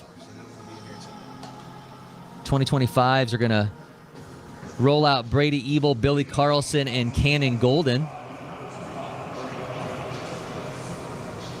7 hits, 4 runs for the 25s. 2026 is shut out, just managed 1 hit. Man, the 25 pitching was just unbelievable today, DJ. I mean, this guy after guy, everyone was kind of just following the next one. And talking to guys like Glavin, Maddox, and Smoltz are always about like what the next guy does, We saw an entire roster of pitchers do that for the 25s today. Yeah, you know, in some of these situations, players come in and they just want to throw as hard as they can, and they throw the ball all over the place. You've seen this. That was impressive today is these guys came in and threw strikes, and they challenged the hitters, and they made the hitters get themselves out. So that was a really, really impressive collective performance by the 25 class. I think, you know, getting back to what we were talking about before, one of the things you take away from this game as a scout is you're leaving today with a question maybe for each of the player of what do we expect to see from that player from now until we see them in February. What gap do they have to close? What hurdle do they have to get over? Maybe it's a player that needs a breaking ball. Maybe it's a player that has to get stronger. So you're making those mental notes that you can figure out between now and February or March. So going off that then, as that one's put down foul on the right field line, a pitcher that's maybe had a lot of innings to this point, maybe they're stretching out a little bit further than they would into September. How do you gauge a guy knowing, I know what the arm is capable of, but what am I seeing out of him in a mid-September game? Yeah, and you know, it's been about a month for most of these players since they've pitched. So that's part of what's been impressive at 25 is a lot of these guys haven't been on the mound a ton since East Coast Pro, since the area code. So it is impressive just to see them come in and handle themselves well and throw strikes. 2-1 is the count from Borthwick. Just misses the runs to 3-1. Ebel going to be followed by Billy Carlson. Of course, we saw Carlson go yard earlier. He's had a nice game both at the plate and defensively. Sends that one back. Foul runs to 3-2. This guy hitting here, Ebel, was one of the most dominant performers at area codes games. Just had quality at bat after quality at bat. Always made good swing decisions and line drives all over the yard. Powerhouse like Corona. They obviously have so many players here. Are you a guy that believes iron sharpens iron when they get into an environment like that, and you really truly understand what a player is capable of when they're around other guys of that same ilk? Yeah, I absolutely do. I think we were talking earlier about what it means for players to be around other good players and why you want players to go back to a good environment, so where their support, and the support network can be both their coaches and the players that they're around. So I am a strong believer in that. I'll tell you what, I'm looking at these rosters. What I'd love to see next year, maybe at the NHSI or something, to see Trinity out of Florida play against Corona. I'd pay to see that game. Yeah, that'd be something else, as we've now got Billy Carlson up. That's in for a strike. 92-mile-an-hour four-seamer. I don't know if you've got down on the field, had a chance to be around Borthwight. He is a big man. Yeah, he's huge. 1-1 count. Carlson watches that, and the runner's going to retreat to first. I'm going to say this not just because of your affiliation previously with the Marlins. I've always loved this park. I think it's wildly underrated. I know that talking to a lot of the players, they have really liked being here. I think maybe there's a reputation that comes with the highs and lows of the performance of the major league team. But these kids have absolutely loved being in this park and being able to play in this field. Well, just look out from our perspective right now. We're looking out at a beautiful skyline. The ocean's just beyond that. It's just they did a really nice job with the stadium. And I've been in here when we've had a lot of fans, and it's a really fun place. The fans are real emotional. They're real excitable.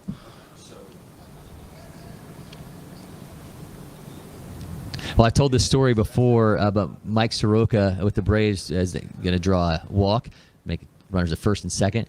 Mike Soroka told me that he went back after playing here in Atlanta a couple times, playing here in Miami a couple times during his rookie year. Went back to tell Ed Magnan, the head groundskeeper in Atlanta, I want the same mound that they have in Miami. And apparently they had to call down to here and find out what the dimensions were on the mound, because that's what the Braves pitchers wanted, something similar to what they have here at LoanDepot Park.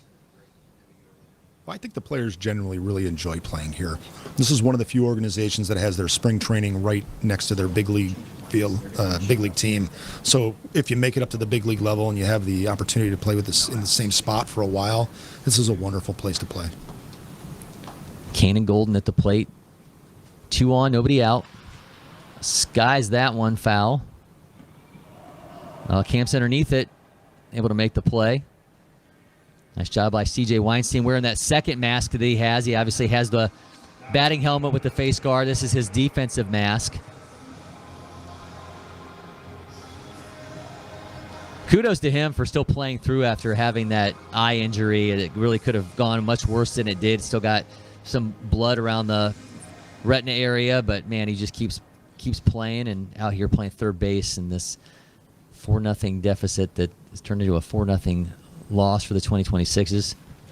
Talk about iron sharpens iron. I think I'd like to be a fly on the wall at the dinner table of the Parker home with Jacob and JoJo and giving it to each other. Both really good players. Yeah, a lot of power on those bats for sure. That's in for a strike. Runs it to 0-2. Parker going to be followed by Kason Cunningham, who's hit himself a home run. Misses to make it 1-2.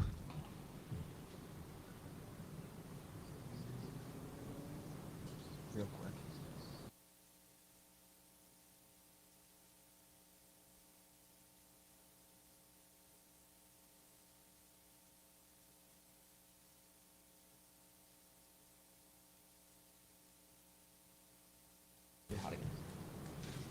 Now 2-2 count to Parker.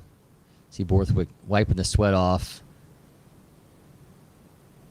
Interesting, too, to see how these pitchers, one, deal with the humidity and what that does to their secondary stuff. Gets the punch out. Nice job by Borthwick of fighting back, getting the out. Now 2 down. Again, 2 on for the 2025s. There's Kason Cunningham. Already sent one into the right field seats earlier in the game for the first home run of the game. Number 1 player in Texas, Longhorns commit. Hey, here's a good example of something you can learn about a player. This guy has been a really, really good, consummate professional hitter all summer long with Team USA, and you might have had a question about some of his pop. Not to project that this guy is going to be a big home run hitter, but his ability to do what he did earlier in the game should give all the scouts here the confidence that he has enough strength to be a really good hitter. I've seen one publication, at least one, call him the best pure hitter in the class. I'm not getting you to throw that designation on anybody, but what do you like about him at the plate? What I like is he seems like he always has a plan, and he's got a nice short swing. I would ask anybody that saw Tamar Johnson just a few years ago, who's a better hitter? And Tamar went really high in the draft. Wasn't just like this guy, wasn't really tall. I liken this a little bit more to a Xavier Edwards, who played in the middle of the field with a better arm. This guy's got a really good plan. He's got a nice short swing, and Xavier's doing a great job for the Marlins right now as an everyday shortstop. So 2-1 is the count to Cunningham. 2 on. And when you see this out. guy play a lot, this is a very, very heady player. Runs the bases absolute well. rocket into right field. 97-7 off the bat. Here comes one more run for the 2025s. Casey Cunningham following up his home run with an RBI single. Doing a little bit more damage to pad out this win. Cunningham. They have the same game. Home run, they said. All right, Josh Hammond saw him looking strong in the mound the top of the 9th inning. Now he's got a chance to do a little bit more damage. Little Kanye on his way up to the plate. Hammond going to be followed by Seth Hernandez.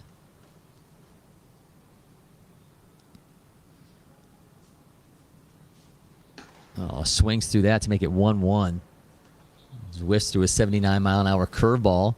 This is a great matchup, too, because Borthwick beat Hammond last night, or yesterday afternoon, in the Home Run Derby final.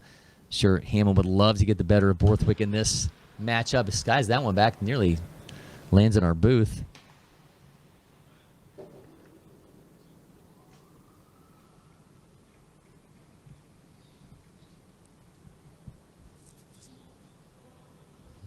So Borthwick looking to go 2-0 on Hammond in the last 2 days. Hammond looking to get his way back, get the best of the guy who beat him for the Home Run Derby championship as that one goes back foul. It's always weird to be in a major league ballpark and have it be so quiet that you can hear the ball hitting when it lands somewhere. It's like when you're at early BP and you hear it smacking into seats.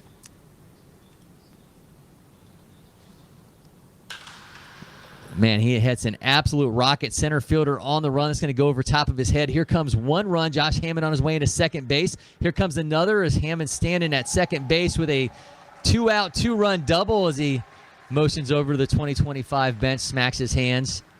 Hammond got the better of Borthwick in that matchup, and it's now 7-0 2025s. You asked me earlier today, what does a player have to do if you've never seen him before? He has to do what Hammond just did. Just step up and he announced his presence. Home run derby, really good BPs, performing in the game, on the mound, at the plate. Comes up in a moment there where he can drive in a couple runs and does it. Clearly enjoys being in this moment. And that carries a lot of weight going forward when you're thinking about where these players belong on a draft board. Some players are just winning players. Well, speaking of, out of Corona High School, a winning program, Seth Hernandez, the number 2 ranked player in the country, swings through that.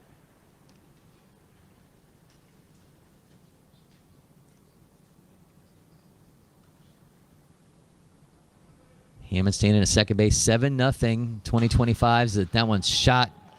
Lombard throws the first in time. He's going to be out of it. 7-0 win for the class of 2025. 7-0 is the win for the class of 2025s. 9 hits in total for them. The 2026s with just 1 hit. DJ, I know, again, we talked about you having a list of players that you were looking at.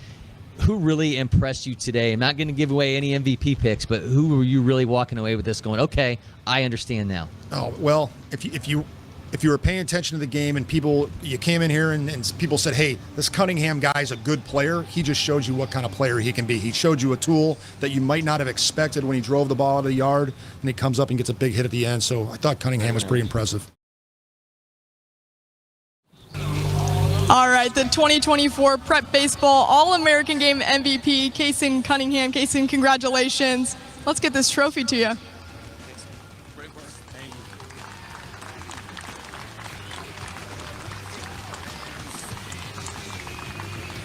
Kaysen 2 for 3 with a home run and an RBI single. You really set the tone with your bomb early.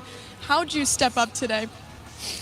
Yeah, just a lot of confidence at the plate, be on time for the heater, and then got my swing off, so that's about it. And you're doing all of this in a major league stadium in front of all these people. How are you able to elevate your game in the brightest moments? Just the hard work behind the scenes, each and every day, I think prepares me for this moment, so. And how about this experience, just playing with so much talent on both sides of the field? Yeah, so much talent on this field. The whole summer, all my friends. So I'm super grateful. Well, Kaysen, congratulations. And Mizuno actually has something for you as well. Our glove craftsman from Haga, Japan, actually has a glove for you that he made in the stadium today.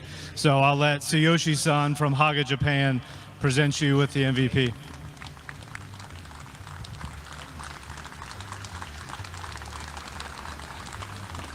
Kaysen, congratulations one more time for the MVP of the Prep Baseball All-American Game.